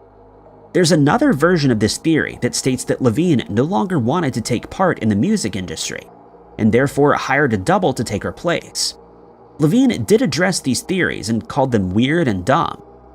Another common conspiracy is that of Tupac Shakur's passing, where it's believed that this was faked by the man himself and then relocated to another country. Shakur was the victim of a homicide on the 7th of September in 1996, after the occurrence of a drive-by shooting in Las Vegas. He was 25 years old at the time and was said to have been shot 4 times and eventually succumbed to his wounds 6 days later. The supposed evidence that's been gathered by the theorist community is the date on one of the last ever photos taken of the rapper. The image is dated as the 8th of September 1996, just 1 day after Shakur was admitted to the hospital. There was a video interview released by the rapper's mother where she stated that she was tired of fighting and being made out to be a villain. She ended the interview with the statement, quote, "He chose to leave quietly." This only added to the conspiracy theories surrounding the passing of Shakur. There are a few different variations of this story, and theorists often list a couple of apparent clues that Tupac is still alive. One of the world's most beloved actors had a conspiracy attributed to him as well. Theorists believe that Keanu Reeves is immortal, and the question, "Does Keanu Reeves age?" comes up as a search on Google. The conspiracy is named Keanu is Immortal.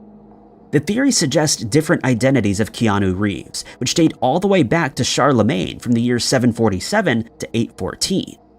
It's suggested that Charlemagne and Keanu have a striking resemblance. Another theory that occasionally resurfaces dates back to 2013. Popular singer Beyoncé finds herself in the middle of a lengthy conspiracy theory. In short, it's suggested that the singer was actually born in the year 1974 and not in 1981. The theory states that the woman had given birth to her sister at the age of 12 or 13. It's believed that Matthew and Tina, Beyoncé's parents, raised the girl as their daughter and as Beyoncé's sister. In a more insensitive conspiracy, theorists suggest that Katy Perry is actually JonBenet Ramsey, the young girl who was the victim of a homicide in 1996. They believe that she didn't pass away and instead grew up to be a singer and multi-platinum recording artist. The conspiracy dates back to 2016, and theorists make use of Perry's song lyrics, tweets, and music videos as supposed proof of the theory. They also indicate that the parents of both the girls have physical similarities. Even though Perry is 6 years older than Ramsey, this has not put the conspiracy theorists off, just like in the theory about Beyoncé and her sister. Billy Eicher, a comedian hosting the MTV VMAs, had asked Perry a few questions before, asking her to blink twice if she was JonBenet Ramsey. Perry giggled before saying, no, that's not real." Of course, this only added fuel to that conspiracy theory. Marilyn Manson, a well-known rock singer, was the victim to the same far-fetched theory. Theorists believe that child actor Josh Saviano, who starred in a coming-of-age series called The Wonder Years, was a young Marilyn Manson. The boy played Kevin's nerdiest best friend Paul Pfeiffer in the series, and is said to have retired from acting once the show ended in 1993. This sparked the belief that the boy grew up to be the controversial performer Marilyn Manson. The ever-so-popular Kardashians were met with a rather odd theory as well. Some suggest that Khloe Kardashian is actually O.J. Simpson's daughter. This theorist points to evidence such as Khloe resembling Sidney Simpson at one point. Sidney Simpson is the daughter of O.J. and his ex-wife Nicole Brown Simpson. Kris Jenner, Khloe's mother, had admitted to having an affair while married to Khloe's father, Robert, but had never done so with O.J. Robert later married Jan Ashley, who said that Robert had confessed to her that Khloe was not her child. Robert's third wife, Ellen Kardashian, also supported the rumor by stating that Robert did question whether or not Khloe was his biological child. In 1981, at the age of 36 years old, Bob Marley lost his battle with melanoma. Soon after, theorists began to suggest that the CIA or some other high-power organization was responsible for this. They theorized that a certain type of power was placed inside of Marley's boots since the melanoma had started underneath one of his toenails. The theorists believed that Marley was intentionally wiped out because the government was concerned about the influence that the musician had on the world. Marley was rather vocal about his political beliefs, and the government was supposedly concerned that others around the world may build on his beliefs. In 1976, there had also been an attempted assassination on Marley. Throughout the years, more and more theories have been built, stating that the CIA had ordered this hit. Big Pharma collectively refers to the multinational pharmaceutical companies, NGOs, politicians, insurance companies, and other corporations. Some conspiracy theorists have reason to believe that Big Pharma is hiding many secrets from us. One of the most popular conspiracies regarding Big Pharma is that they create illnesses and diseases in order to force people into purchasing medications and receiving vaccinations. It's suggested that they also have no interest in funding research into cures for deadly diseases, or finding any of these cures as such a thing would infiltrate their goal, which is money-related. These accusations have led many to not trust pharmaceutical companies. There's a lack of evidence to prove such claims, though the evidence that is available does suggest that this industry is not completely guilt-free. Another theory targets the doctors as well as the companies.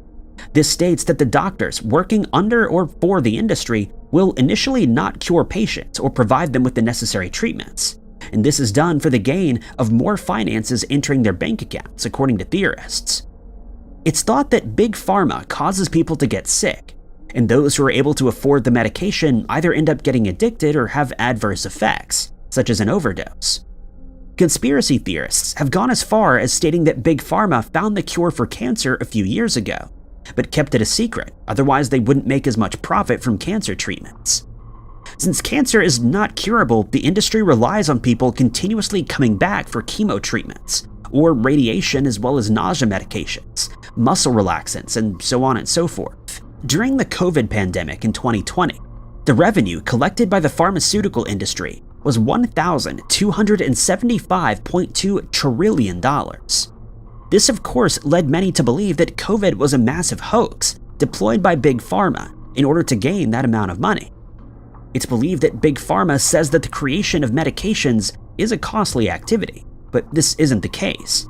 Big Pharma has stated that the cost of R&D are high, which accounts for their high prices.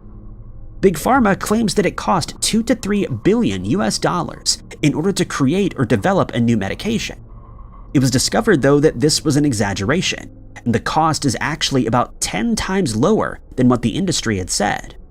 Developing a new drug can cost anywhere between $100 to $200 million. Another lie by Big Pharma is the effectiveness of their newly developed drugs. 2/3 of the new medications are no better than the already existing ones. Unsurprisingly, it's believed that Big Pharma bullies other countries if they go against their corporate interest. It's said that Big Pharma will use different pressure tactics or oppressive actions against the lower or middle class countries, such as India, South Africa, Colombia, Brazil, and Thailand. Along with the more wealthy regions, pharma is said to influence international trade in order to profit from that, even if this means affecting public health. According to some, Big Pharma is also said to pocket a lot of their revenue instead of using it as a reinvestment or into other developments. It's believed that they spend more money on share buybacks in order to uplift their stock costs and on marketing rather than R&D. Some believe that Big Pharma additionally does not want anyone to go about a natural remedy route, as again it would take away from their profit. It's stated that the industry is allowing innocent people to succumb to very curable diseases. The general conspiracy theory is that Big Pharma is being run by a few people who seem to prioritize profit over the lives of human beings.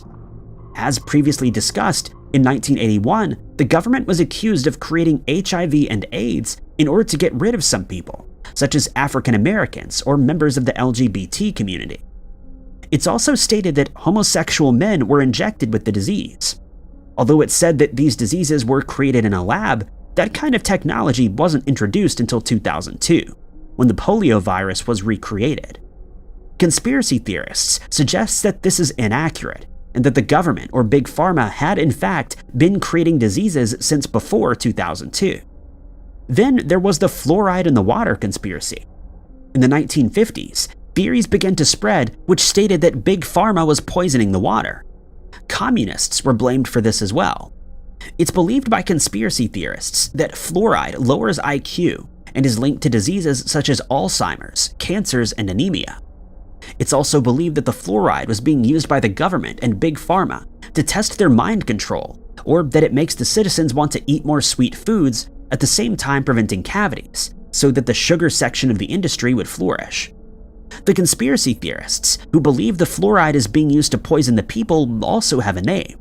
They're called anti-fluoridationists. They point to evidence such as toothpaste, which contains fluoride, coming with a warning that states if a child ingests the toothpaste, the Poison Control Center should be contacted immediately. In accordance with the conspiracy theory that Big Pharma is creating medications to make us ill, well, that leads us to the vaccines causing autism argument. Some theorists believe that vaccinations have been linked to autism in children. According to these conspiracy theorists, doctors and other companies involved are providing vaccinations to citizens even though they're aware that it causes autism. It was also discovered that 1/3 of all Americans believe that the dangers involved with vaccines are being intentionally hidden from us. All of these conspiracy theories that have been conjured up lead to many people not trusting the government or pharmaceutical companies. There's been a lot of negative impact due to these kinds of conspiracy theories. It's suggested that fact checks should be done on any medical conspiracy theory you may hear before believing it, as it may be detrimental to your health if you decide not to go through certain medical procedures, such as vaccinations. On the 15th of April, 1912, the world was shocked to learn that the Titanic had sunk in the freezing waters of the North Atlantic Ocean after running afoul of an iceberg.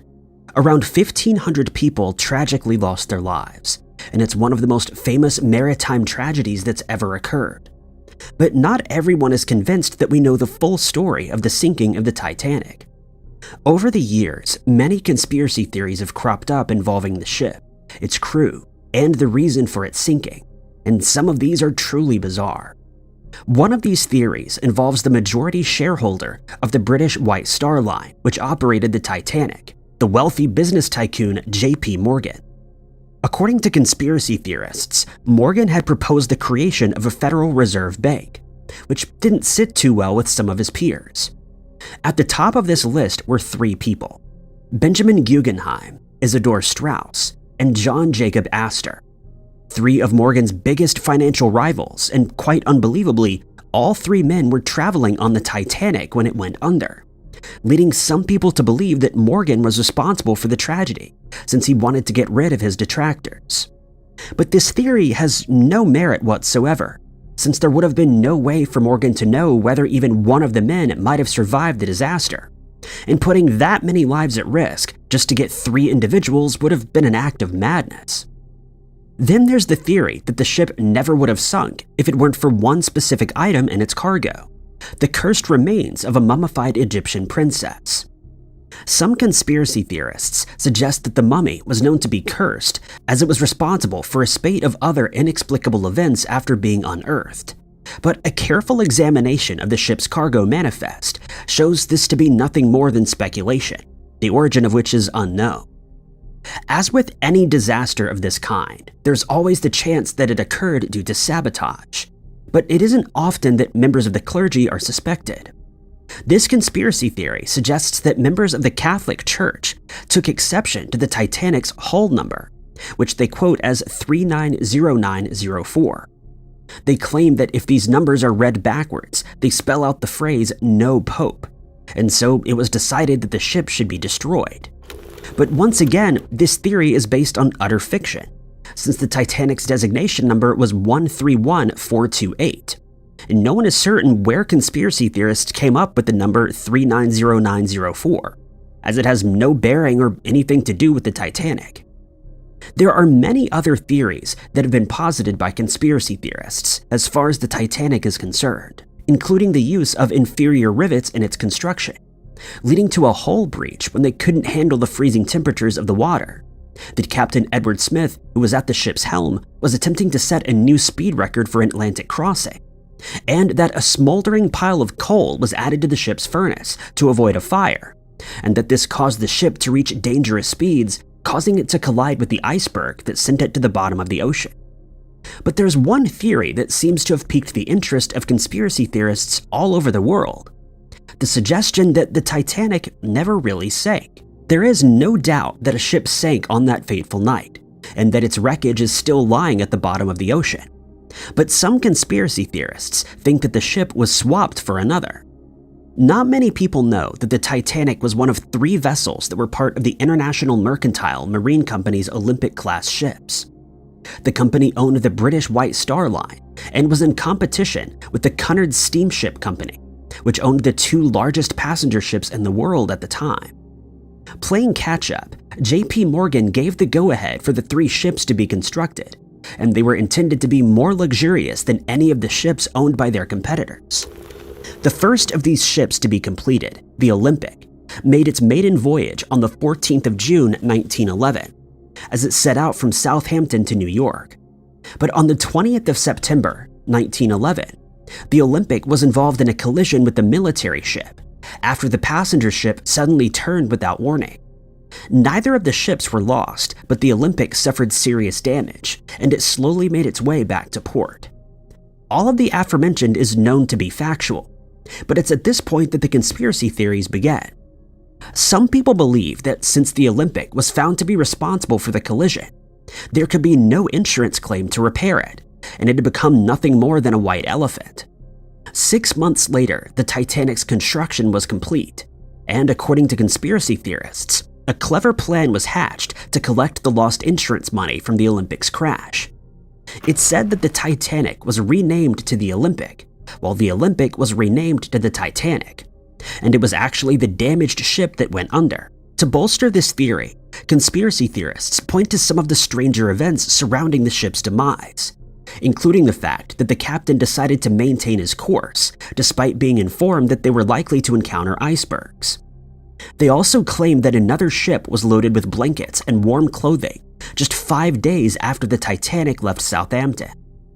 It was supposedly sent to the area where the Titanic sank and remained anchored there for some time without explanation. They also point to reports that the Titanic's radio was switched off just 40 minutes before it struck the iceberg, which resulted in the captain missing a warning about the ice in the water that was sent out by a ship called California. The fact that the Titanic's crew sent up white flares instead of red ones is also included in this conspiracy theory, since white flares are used during celebrations and not emergencies. But all of this remains mere speculation, as there's no solid proof that the ship lying at the bottom of the ocean is any other than the Titanic. But as with most conspiracy theories, it lives on despite the lack of evidence, and it isn't likely to die out anytime soon. Sometimes a conspiracy theory is born out of nothing more than sheer convenience, which seems to be the case in many UFO and extraterrestrial hypotheses. When an unusual object is spotted flying through the sky, it's instantly assumed to be an extraterrestrial craft, or when a strange metallic object is found, it's quickly related to alien life forms from another planet, for example. One very good illustration of this is the Betz mystery sphere that was discovered in 1974 in Jacksonville, Florida. In either March or April of that year, Antoine and Jerry Betts were walking around the woods on their property on Fort Gorge Island, along with their 21-year-old son, Terry. During their excursion, Terry stumbled upon a strange metallic sphere that was around the same size as a soccer ball, and after taking an interest in the weird object, he decided to take it home, not knowing that it would spark a mystery that would last for many years. The sphere was placed in the Betts' home, where it served as nothing more than a decorative conversation starter. That is, until one day when Terry decided to play his guitar, and he could have never expected what happened next. As soon as he strummed the guitar's strings, the sphere seemed to react with a strange humming sound emanating from it. But this would only be the beginning of the mystery, as the object would soon start to act strangely, leaving the family baffled as to what its actual purpose was. When the sphere was placed on the ground inside their house, it would suddenly start to move around without assistance from anyone, and it started to seem as though it had a mind of its own that allowed it to travel around freely. But the sphere didn't just roll around on the floor aimlessly. It would start rolling in one direction before suddenly changing direction, as if it was being controlled remotely, and then suddenly come to an abrupt stop, and the family started to wonder what exactly this item was that they'd stumbled across. On other occasions, it would emit a high-pitched humming sound that was so loud that it affected the hearing of dogs that were in the area. Both Antoine and Jerry became convinced that it was being affected by solar radiation after they noticed its movements would become more pronounced during exceptionally sunny days. The family would occasionally bring the sphere out when they had visitors, showing off its strange properties and behavior, and soon word began to spread. A local paranormal radio show host by the name of Ron Kivett got wind of the strange discovery and its odd behavior, and he decided to take a closer look. He traveled to the Betts' home, where he put the sphere through its paces and eventually concluded that it was indeed a very strange object that was constructed by extraterrestrial beings, likely because the topic of UFOs was all the rage at the time. Following Kivett's investigation, news of the strange sphere made it to the mainstream media, and soon people all over the world were talking about it. Speculation began to run rife as to where the sphere came from and what it was meant for, giving rise to a spate of conspiracy theories, the most prevalent being that it was either sent to Earth by an alien race or that it crash-landed here. But it wasn't just members of the public who took a keen interest. The US Navy soon contacted Jerry, who said that they wanted to inspect the sphere, and she drew up a contract that would allow them to take possession of the sphere for 2 weeks. It would then be brought back to the house if it was found that it didn't belong to the military. The Navy's report would seemingly put an end to the thoughts that the sphere was from outer space, since it was found to be constructed of stainless steel. When they attempted to take X-rays of the sphere, their first attempt failed, but subsequent efforts revealed the inside of the object. It was determined that it was not an explosive and hence not dangerous to the public. They were, however, unable to determine who had constructed it and what the object's purpose was, but they suggested that it moved around as it did due to a small chip in the sphere's exterior, which threw it out of balance. They also added that the Betts' home had uneven stone floors, which would further explain how it could start rolling around from a perfectly still starting position. But as is usually the case, this explanation did little to keep conspiracy theorists at bay, since they didn't trust the Navy's report to be entirely truthful. Next, a group of 5 scientists, all of whom were also ufologists, was asked by the National Enquirer to take a look at the sphere. After conducting a thorough investigation of the object, they also came to the conclusion that it was man-made. But this didn't stop further speculation, as even more people started to believe that it was an alien artifact. Those who remained skeptical pointed out that the sphere could not possibly have traveled vast distances through space before being subjected to the extreme temperatures that would be present as it entered our atmosphere without being severely damaged. They also noted that if the sphere was from some alien origins, it would be improbable that the military would return it to the family willingly. After learning of the discovery, employees from a paper mill called the St. Regis Company stated that the sphere is likely a ball check valve that is located in larger pipes. They even produced one of the valves that they used in their building, and it was found to closely resemble the one found by the Betts family, and it was manufactured by a company called Bell & Howell, which is located in Connecticut. About 18 months after the family discovered the strange sphere, they became overwhelmed with all the attention that it was attracting, since they were hounded by reporters and strangers would simply show up at their house to look at the sphere at all hours of the day and night. They stopped discussing the sphere with the media and members of the public and returned to their lives as normal, but the mystery surrounding the Betz sphere is still spoken about today, as some conspiracy theorists refuse to believe that it's merely an everyday man-made object. Some have gone as far as to suggest that the sphere was swapped out for another while it was being examined by the Navy or the 5 scientists, but there's no basis for this allegation, and it's now generally accepted by most people that it has nothing to do with extraterrestrials. But as with any good conspiracy theory, there's always another tale to add to the story, and it's very unlikely that the Betz sphere will be forgotten in the years that are to come. One of the most mysterious areas on our planet is the Bermuda Triangle, where ships and planes have gone missing without explanation for decades, with the first recorded incident occurring in 1945, when Flight 19 disappeared with 14 people on board. In some of these cases, the wreckages of the disappeared vessels are later recovered, but inexplicably many have never been found, and their fates remain unknown to this day. This has, of course, resulted in many theories as to what is causing these disappearances, with some of these eventually turning into conspiracy theories. One of the more prominent and widely accepted suggestions is that electromagnetic interference had something to do with the aircraft and ships that have simply disappeared, since it could easily have affected compasses that sailors and pilots rely on to reach their intended destination. In one incident, a flight of 5 torpedo bombers was heading to Florida when Lieutenant Charles C. Taylor's compass started malfunctioning, and he ordered his fellow pilots to turn to the northeast, thinking that this would put them back on track, but they unknowingly flew further out over the ocean where they vanished forever. Then, as with any good conspiracy theory, there are those who believe the effects of the Bermuda Triangle to be related to extraterrestrial beings. Many conspiracy theorists believe that these beings have chosen this area as a type of hunting ground, where they abduct humans in order to learn more about us. Many pilots have reported seeing strange lights and even unrecognizable craft flying in the area. While attempts have been made to catch up to these craft, none have been successful, as they're said to possess superior speed and maneuverability that surpasses the technology that we have on Earth. Another rather outlandish theory is that the lost city of Atlantis is to blame for the tragedies that have occurred here.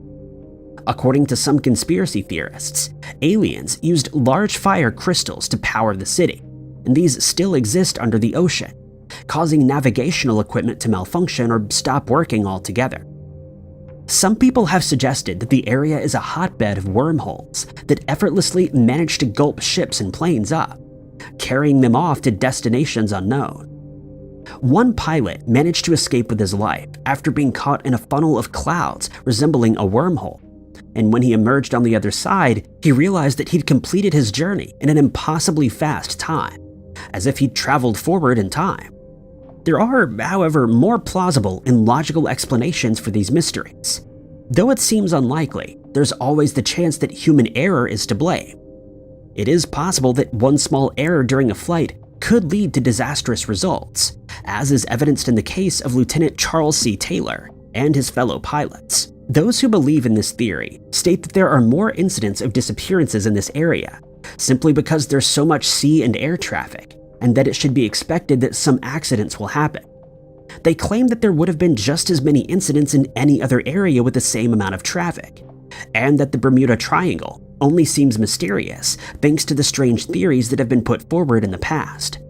Then there's the inescapable possibility that the weather is to blame.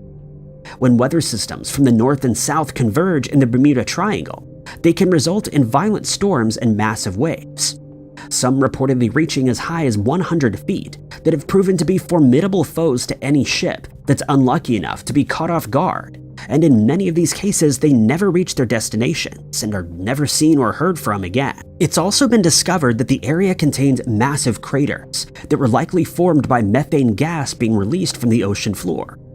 If a ship were to sail across one of these methane pockets just as the gas escaped, it could easily sink in the bubbles that are released, since it would lose buoyancy. To make matters worse, it could cause the ship to sink in mere minutes before any of the crew can react, making it seem as though it disappeared off the surface of the Earth without explanation. One theory that's been adopted by many conspiracy theorists, since they believe that it accounts for disappearances both in the air and water, is the destructive force generated by waterspouts. Waterspouts form when there's a great difference between the temperature in the water and the air. This results in a kind of water tornado that can last from just a few seconds to as long as 20 minutes, while moving at speeds of up to 15 knots. Furthermore, they can reach hundreds of feet into the air, and any plane that's unlucky enough to be caught in one of these vortexes is likely to encounter some serious difficulties that could easily result in a crash. A large ship would potentially fare much better against a waterspout, since they're much heavier and more robust. But if a ship has been previously damaged, or has an inexperienced crew aboard, waterspouts could prove to be fatal, as the damage could easily be exacerbated and inexperienced sailors may not know how to handle such an extreme weather phenomena. It's also well documented that waterspouts often appear in groups, and a plane could easily change its course to avoid one of these spouts, only to end up in the path of another, which could have disastrous consequences. Those who believe waterspouts to be responsible for the Bermuda Triangle disappearances point to the fact that they're almost impossible to predict and plan for. While it's possible to predict when they're likely to occur, there's no guarantee that they will, or where they'll manifest. Luckily, many people continue to study the Bermuda Triangle's mysteries, and hopefully all of this research will help us gain a better understanding of what exactly is going on here in the future. If you're partial to those movies where the world is set to be destroyed by one cataclysmic event that wipes out all life on Earth and possibly even the planet itself, then you may be familiar with some of the largest volcanic eruptions that have taken place throughout history. Possibly the greatest volcanic eruption our planet has ever seen is that of Krakatoa, an island that lays between Java and Sumatra. Even before its eruption, on the 27th of August, 1883, sailors who passed by the islands reported feeling tremors from under the water, accompanied by the strong smell of sulfur. The day before the eruption, the crew of a ship that was set to sail through the area reported that they were unable to do so since they were being hampered by large amounts of ash and pumice that had been released by the volcano. When the volcano eventually started to erupt, the resulting boom was heard for hundreds of miles, and it resulted in water rushing onto the now exposed crater before rushing out again to form massive waves. The column of smoke and ash billowing out of the volcano was visible as far as 80 miles away, while pieces of the volcano were reported as falling more than 500 miles to the east. But unbeknownst to people in the area, this was merely the beginning of a far worse eruption that would occur the following day. This time, the explosion was exponentially more powerful, and the resulting tidal shift that occurred claimed more lives than anyone could have foreseen. Darkness enveloped an area of hundreds of square miles, as unimaginable amounts of ash were spewed into the atmosphere, and the effects of the eruption could be felt as far away as 3,000 miles. But at no point did the eruption of Krakatoa threaten to destroy the entire planet, since it would have taken an eruption far more powerful to have such an effect. But according to some conspiracy theorists, there is one volcano that may just hide this kind of power: the Yellowstone supervolcano. While many of these theorists believe that the volcano might put an end to our existence, those who are a little more level-headed believe that if the volcano were to suddenly erupt, it would irrevocably change the lives of the people who live in the United States, and that life on the continent would never be the same again. But this has done little to deter conspiracy theorists from voicing their opinions, as unlikely as they may seem, with some claiming that the US government has already started making contingency plans to deal with the fallout of such a massive eruption. Some reports claim that these theories came about after large numbers of animals were seen fleeing from the area, and it was assumed that they were retreating from the imminent eruption. But it was later reported that the animals were merely trying to get away from tourists that were visiting the area. These conspiracy claims were only further exacerbated by an article published in a South African news website, which claimed that the South African government had been offered a total of $10 billion a year for the next decade, as long as they provided housing to Americans who were forced to flee in the wake of the eruption. This is very doubtful though, since there are many other more suitable areas for people to flee in such an event, including Europe or even just the UK. There's no doubt that the eruption of Yellowstone's volcano would indeed be disastrous, but the effects suggested by conspiracy theorists are considered to be hugely outlandish. It's understandable why some people would have unfounded concerns, since the Yellowstone volcano is thought to be capable of producing one of the most powerful blasts the world has ever seen. And while it could certainly affect the entire planet to some degree, experts have determined that it wouldn't destroy the planet. It's estimated that it will erupt with such a force that as much as 240 cubic miles of debris will be sent skyward, and that the resulting magma flow would envelop an area of up to 40 miles in radius. One theoretical physicist suggested that there would be little anyone could do if the volcano were to erupt, even if early warning signs are given. But the site hasn't seen a major eruption for over 64,000 years, and it's unlikely that we'll see one during our lifetimes. But this has only added fuel to the flame, ignited by some conspiracy theorists. Some have pointed to this very fact to get their point across, stating that the volcano is due for an eruption since it hasn't done so for thousands of years. They further claim that the eruption will be so large that it could cause the Earth to shift on its axis or break apart completely, causing every living thing on the planet to perish in an apocalyptic firestorm brought on by the contents of the volcano.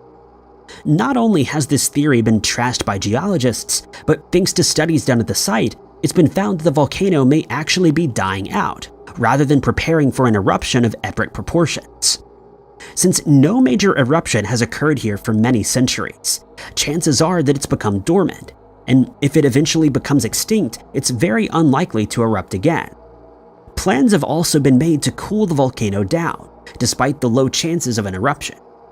Brian Wilcox, an engineer at NASA, has suggested that the chambers inside the volcano, which are filled with magma, could be cooled down by drilling over 6 miles into the Earth's crust, after which water would be pumped into the chambers, further reducing the 30% of heat that doesn't make it out into the atmosphere. Many people have expressed fears that the heat retained inside the volcano could trigger an eruption, and that although it's very unlikely, every precaution should be taken to ensure that people living in the area are safe, and that they can continue living their lives without the concern that they could be wiped out at any moment. The steam that's generated by the water can then be used to generate carbon-free electricity that would cost a fraction when compared to the electricity generated by power plants. It also has the added benefit of being much kinder to the environment. Some experts have found this suggestion laughable though, stating that the idea of cooling the volcano just seems a little too fanciful. Luckily, the Yellowstone volcano is constantly being monitored, and in the unlikely case of an eruption, experts will be able to provide plenty of warning, allowing people in the surrounding areas to evacuate in time. But despite all the evidence, there are still many conspiracy theorists who believe our planet is under a threat from an imminent eruption at Yellowstone, and that it may bring about the end of days. When considering the topic of serial killers, Jack the Ripper is named as one of the most famous, likely because his true identity has never been uncovered, leaving a lot of room for discussion and speculation. His crimes, which have become known as the Whitechapel murders, took place between August and November of 1888, as he ended the lives of at least 5 women in London's East End, all of whom were street workers. Though this claim has been refuted by some researchers, who suggest that some of his victims were merely destitute. Considering that these crimes took place more than 135 years ago, and that they're still spoken about today, it's a mystery that may never reach a conclusion, since everyone who was involved in the investigation has since passed away. There is, however, a long list of suspects that have been named, but no evidence was ever found to prove conclusively that any of them were the perpetrator, making it the perfect crime for conspiracy theorists to voice their opinions on. One of the lead suspects in the murders was a barrister called Montague Druitt. He was known to be less than stable as far as his mental state was concerned, and given that he had a keen interest in anything to do with surgery, he quickly fell under investigators' spotlight, given the state of each of the crime scenes. It should be noted that Druitt passed away soon after the last victim lost their life, making it even more likely that he was responsible. Second in line was Michael Ostrog, who originally hailed from Russia. Ostrog had extensive knowledge of human anatomy, since he was a physician, and he was also known to suffer from mental issues, specifically his desire to end the lives of those whom he took exception to, resulting in him spending time in a mental institution. The third suspect was a man named Aaron Kosminski. He was known to live in Whitechapel, and hence would have had little trouble escaping the police, as they converged on any of the crime scenes since he knew the area very well. Those who believe he was the Ripper point out that Kosminski was known to have a deep-seated hatred for women, specifically street workers, and that he manifested this hatred by committing these heinous crimes. Furthermore, Kosminski ended up being admitted to a mental institution a few months after the last victim lost their lives. And since no further victims were found, many people believe he was responsible. There were several other suspects, such as a painter named Walter Sickert and yet another physician named Sir William Gull. But due to a lack of evidence, these accusations never revealed the truth. There is, however, one theory in the identity of Jack the Ripper that seems so outlandish that it borders on the absurd, and yet it's gained a lot of popularity over the last few decades. Most of us are familiar with the two remarkable children's books, Alice's Adventures in Wonderland and Through the Looking Glass, written by Lewis Carroll during the latter part of the 19th century. This may seem almost too absurd even to be considered, but many conspiracy theorists believe Carroll to be Jack the Ripper, and furthermore that he confessed to the crimes in two other books that he authored named The Nursery Alice and Sylvie and Bruno. This theory was first proposed in 1996, 106 years after the crimes were committed, by author Richard Wallace. But for this theory to hold any water, one needs to get a little creative with anagrams of Carroll's work. Since both of these books were published in 1889, there's an argument to be made that the timing is correct, and that Carroll would have had plenty of time to add his confession to the text after ending the life of his last victim. But many skeptics believe that this would have been far too elaborate of a plan for Carroll to consider, since he would have had to write his confession first and then rework it into the two children's books.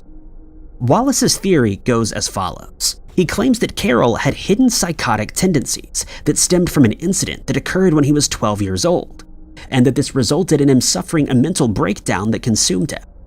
According to Alice, he focused on a singular goal, to inflict his vengeance on all of society, and that he even wrote a few foreboding lines in his poem, Jabberwocky, which was written more than 15 years before the Whitechapel crimes were committed. The lines in the poem read, quote, "The vorpal blade went snicker-snack. He left it dead, and with its head he went galloping back." And he suggests that this refers to the way that Anne Chapman, the third victim, lost her life. Wallace then refers to the fact that the Ripper's victims were all found to have thimbles, forks, and soap in their pockets, though this is highly debatable.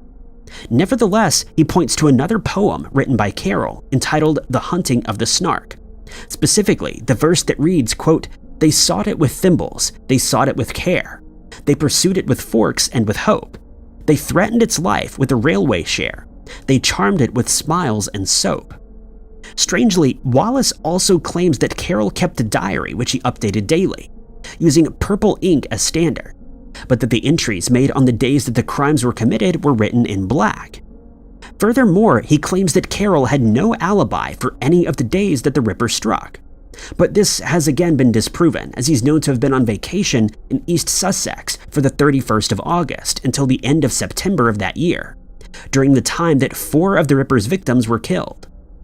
As for the last remaining victim, who had her life ended on the 9th of November, Carroll was known to be in Oxford at that time, and hence could not have possibly have carried out the crime. But not to be outdone, Wallace theorizes that the crimes could have still been carried out if Carroll had an accomplice, or that he could have traveled back and forth between his location and London's East End to carry out his nefarious plans.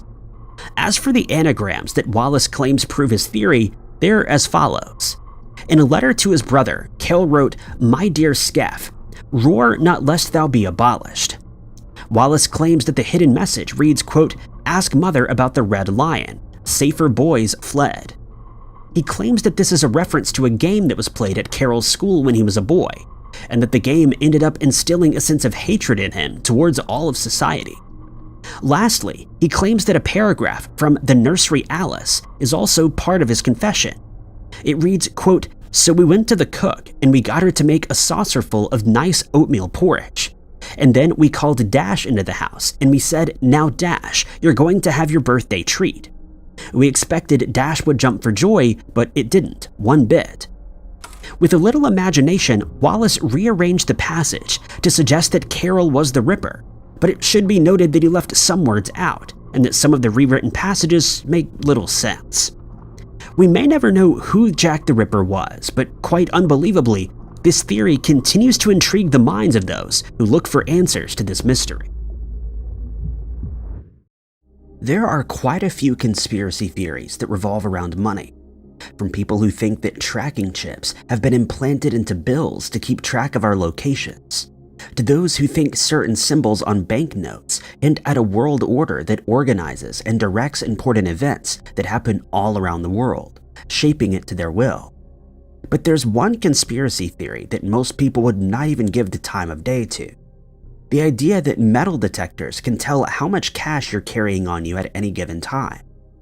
This conspiracy theory didn't gain much traction, since it wasn't immediately clear what this kind of technology could be used for. Firstly, knowing how much money is in someone's wallet doesn't put them at any kind of disadvantage, unless the culprit is looking for an easy target to rob. But this seems highly unlikely, since the governments of the world have better things to do with their time than look for civilians to rob. Secondly, this very conspiracy theory was once featured on the famous science fiction series The X-Files. And while the show was enormously popular, it was never taken too seriously. And any conspiracy theory that's featured on a fictional show about extraterrestrials is bound to be dismissed rather quickly. Lastly, the theory suggests that the cash in your pocket can be counted by metal detectors that pick up the magnetic security strip that can be found in all banknotes. But these strips are actually made of plastic, and so a metal detector would have little success in picking them up. But now it seems this theory may hold more water than previously thought, since there's proof that something very similar is going on, and that the government may just be able to tell whether you have a bundle of notes in your purse or wallet. But it does not center on the magnetic strips contained in notes. Rather, it relies on the ink that's used to print the bills and can be used by law enforcement agencies to identify criminals from some distance away. Not many people know that the ink on bills isn't just there to tell you which bill you're holding, but that it has another surprising function. When you use a vending machine, it's able to tell which bill you've inserted by recognizing the magnetic ink used to print it. But again, what possible use could this be to any government? Using a vending machine is far from being a crime, and it's hardly the type of information that they would find useful. But now, two physicists have made the surprising discovery that could prove that the government has been counting your money all along. Christopher Fuller and Antao Chen from the University of Washington have discovered that if you carry a large enough amount of bill notes, anyone with a handheld metal detector could figure out just how much cash you're carrying, since the magnetic ink could cause it to react. One might think that this would be easy to get around by just placing the bills behind plastic or inside a leather wallet to block the metal detector's signal, but surprisingly, it has no effect whatsoever. If you were carrying a single dollar bill, a metal detector could pick it up from 1.2 inches away. With each bill that's added, the metal detector's signal would increase, making it possible to tell how many bills you're carrying. It is, however, impossible for anyone with a metal detector to tell which denomination of bills you're carrying, since all bills are printed using the same amount of ink, and so a $1 bill would give the same reading as a $50 bill, and so on. But there is one practical use for this discovery. Law enforcement agencies could scan passengers at airports, bus terminals, and railway stations to detect large amounts of money being smuggled by criminals, giving them a chance to recover the cash before it reaches the intended destination. But at the moment, this discovery is still in its infancy, and it will take some time and more research before it can be applied practically. Another topic that has seen many conspiracy theories is that of the weather. Many people believe that the global crisis of climate change is a scheme that's been thought up by those who have invested heavily in green renewable energy companies. If it's ever proven that climate change doesn't actually exist, these investors and the companies that they're invested in stand to lose an inordinate amount of money. And so, according to conspiracy theorists, scientists are being bribed to confirm the existence of global warming so that the cash can keep rolling in. Then there's the chemtrails conspiracy theory that's been making the rounds for some time now. The idea here is that the governments of the world are spraying chemicals into the air with the aim of controlling the weather and our minds. But neither of these conspiracy theories have been proven as true, though there is one theory concerning weather modification that surprisingly has been found out to be completely true, and the details are rather startling. The conspiracy theory claims that some governments have the ability to control the weather, but it wasn't taken seriously for a long time, since people couldn't find a reason for them to do so. But it turns out that this has been done since at least the 1960s, though the idea was proposed as far back as 1872. Rumors that a military operation called Operation Popeye were carried out during the Vietnam War were quickly denied by the US government, stating that they had never manipulated the weather, but evidence to the contrary would soon surface. The theory was that the US military had somehow managed to seed clouds over a 5-year period in an effort to extend the monsoon season in Vietnam while the war was ongoing. But these claims seemed so ridiculous that most people paid them little mind. Soon, though, civilians and news outlets started reporting on the matter in declassified documentation containing data related to weather manipulation. At first, the government remained adamant that this had never taken place, but as more people came forward to confirm these claims, they were forced to fess up. The concept of cloud seeding may seem ridiculous to most people, but the reality is that it was first discovered around 1949 by Vincent Schaefer, a chemist who was employed by General Electric. Schaefer discovered that clouds could be forced to produce rain with the use of dry ice, and he was the first person to successfully complete the process when he managed to produce rain from clouds over the Berkshire Mountains in Massachusetts. But many people believed this could have disastrous effects, since they were uncertain whether the amount of rainfall could be properly controlled, and fears of flooding as well as stolen rain began to raise their heads. Little did they know that this discovery would be used to influence a war. On the 20th of March, 1967, Operation Popeye was officially launched, and several pilots were sent to specific areas of Vietnam to release silver or lead iodide into storms that were already in full swing. This would cause the existing clouds to produce even more rain, which is significant since Vietnam already sees massive amounts of precipitation during its monsoon season every year. The goal of Operation Popeye was to cause landslides along roadways used by the Vietnam military, seriously hindering their rate of progress. There was also the chance that certain strategically important roadways and bridges would be completely ruined or washed away, and they would have to have them rebuilt, which is a very timely activity. Furthermore, road surfaces that hadn't been washed away or destroyed would become much softer, making it hard for heavy military vehicles to traverse the terrain easily, and in some cases they would become stuck and the enemy would become an easy target. Strangely, there's no law prohibiting any country from manipulating the weather during a war, but there are many officials who are heavily set against it. Operation Popeye was deemed to be a success during the Vietnam War, since it disrupted the enemy by flooding communication lines and hampering their progress. But many doubted that it had any additional effect on the already extreme weather in the country. These claims were dismissed as it was reported that cloud seeding succeeded in providing cloud cover for the infiltration of specific areas, and that vital materials needed by Vietnamese troops had been delayed due to inclement weather that was created. A study has since been launched to figure out just how much additional rain fell during the war, but these results have not been made public just yet. We all expect our electronic devices to eventually stop working, whether it's your cell phone that suddenly stops taking a charge, a toaster that no longer heats up, or a television set that suddenly starts malfunctioning. But even more annoyingly, It's very often the case that one of these devices breaks just days or weeks after the warranty has expired, and this has led many conspiracy theorists to believe that there is a way for manufacturers to predict when a device will start malfunctioning, and that this can even be manipulated to occur when they want it to.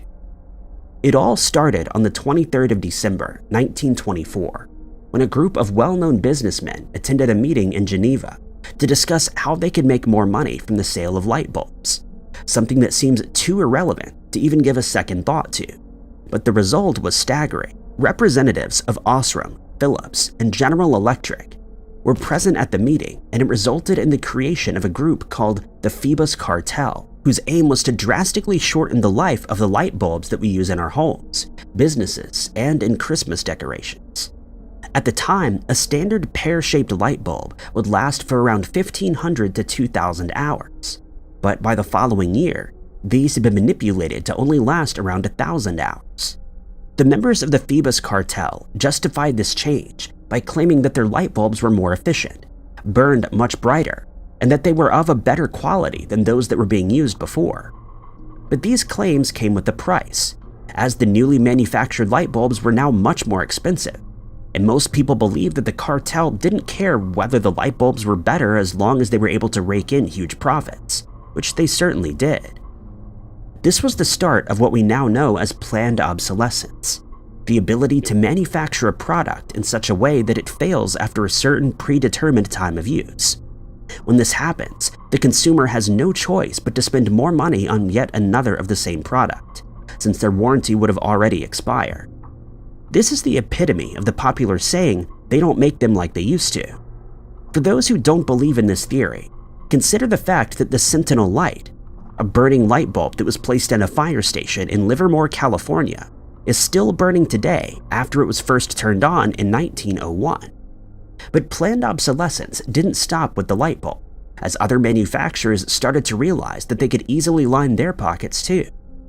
One modern example of this is the cell phone that you carry with you.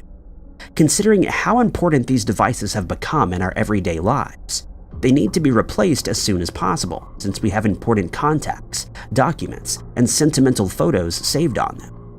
The biggest culprit here is the fact that modern cell phones' batteries aren't replaceable by the user, and when they start to break, the only option is to either pay a lot of money to have it replaced, or to buy a new phone altogether, especially if it's been designed to break after the warranty has lapsed.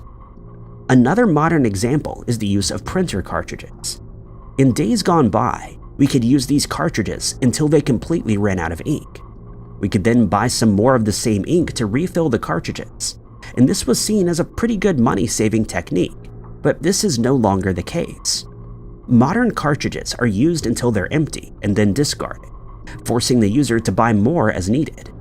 This may seem innocent enough until it came to light that these cartridges are designed to stop working before the ink runs out, thanks to light sensors and microchips that they contain. This is not only incredibly wasteful, but forces customers to fork out more money for a new product that could easily have been reused. It's also seen as very unfair to those who are unable to afford a new product when the old is intentionally manufactured to fail after a certain period. Some manufacturers justify this by claiming that planned obsolescence benefits the customer as well. One example of this is that children grow out of their clothing as they age, and that they wouldn't be of much use after a certain period anyway. It's sickening to think how much money could be saved if planned obsolescence never came to be, but it's something that isn't going away anytime soon, since there's just too much profit to be made. If you were to be approached by someone who told you that they're certain that they're being followed and watched by the FBI or any other government agency, the chances are you would dismiss their claims immediately, since it sounds just a little too paranoid to be healthy. It would seem even more improbable if this was a claim made by a famous celebrity or a well-known author, since their lives are already in the spotlight, and one would assume that there isn't much more to learn. But you'd be dead wrong. The famous writer Ernest Hemingway had two major fears during the latter part of his life.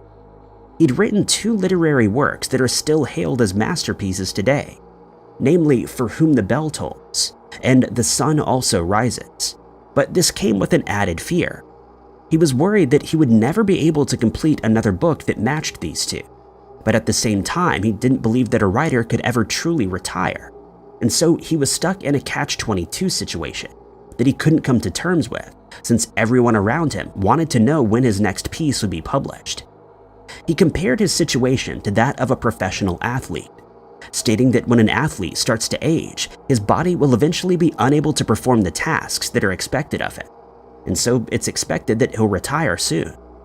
But for a writer, there's no such expectation, since his age shouldn't have any major effect on his ability to produce literary works.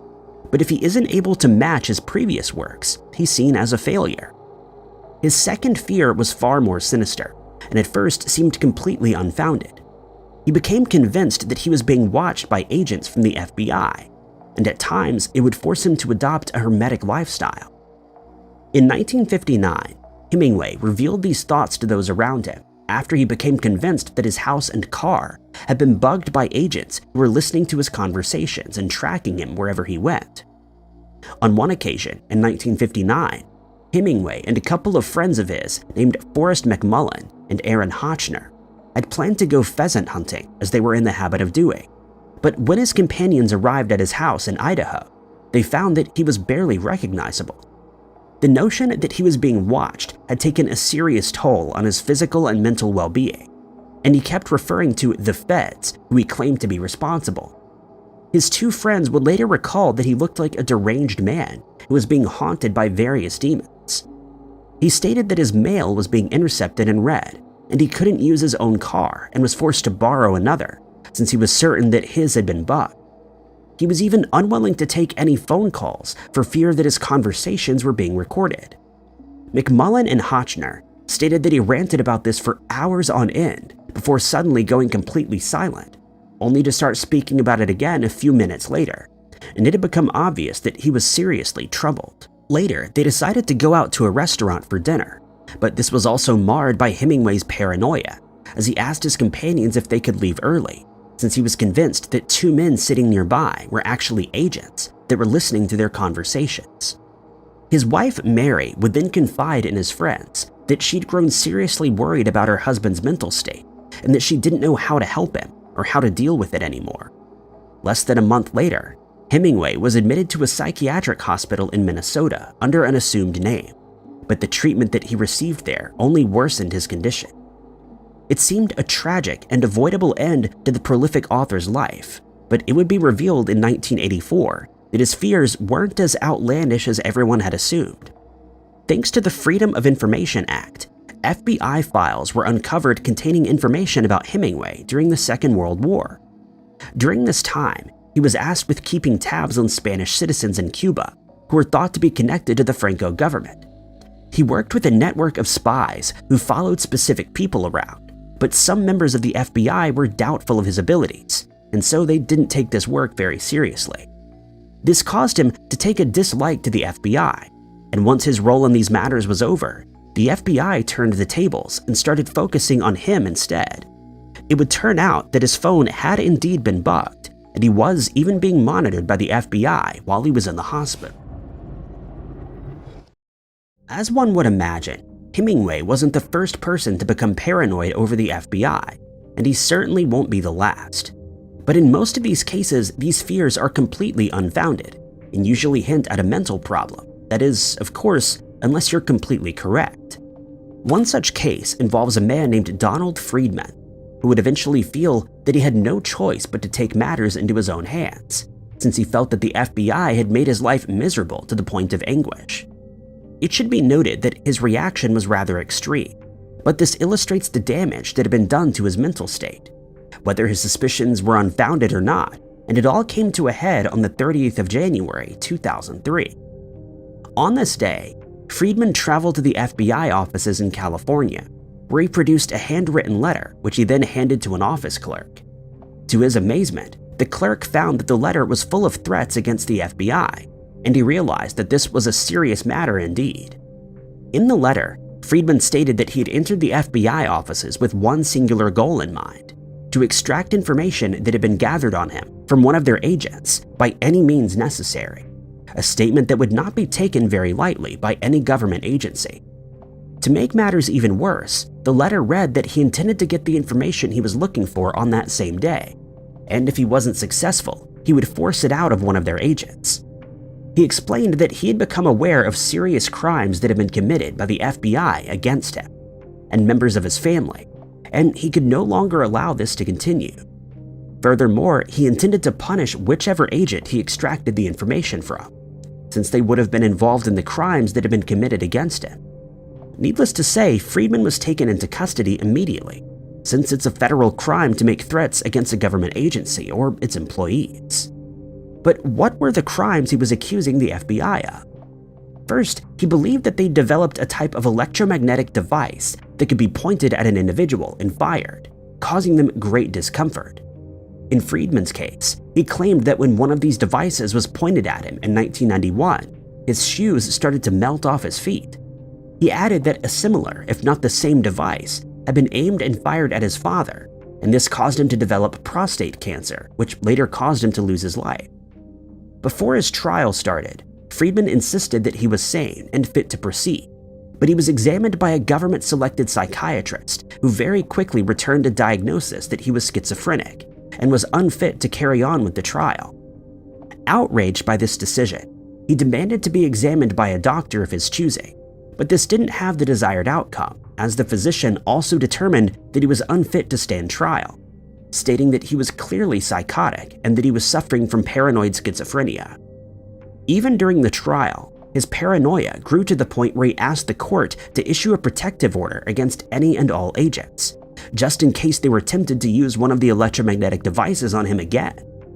When Friedman produced the shoes, which he claimed had been melted off of his feet, they were found to have merely been worn down by everyday use, mostly in the heeled area. He filed a request for information on the microwave auditory effect, citing the Freedom of Information Act, and the results were startling. It was then revealed that research had been carried out with the aim of developing a device that could be fired at an individual, causing them to become disoriented due to overheating. Even more disconcerting was the revelation that these devices could be developed to fire spoken words into someone's head, and it would only be audible to them. Tests had been carried out successfully by this point, and it seemed that Friedman wasn't as crazy as everyone had imagined, but there was no proof that these devices were ever used to alter his behavior, and he was ultimately found unfit to stand trial. The truth has been revealed, but this only gave rise to further conspiracy theories. Many people claim that since this technology was available decades ago, it's surely been developed much further by now, and that there's no telling what it could be used for today.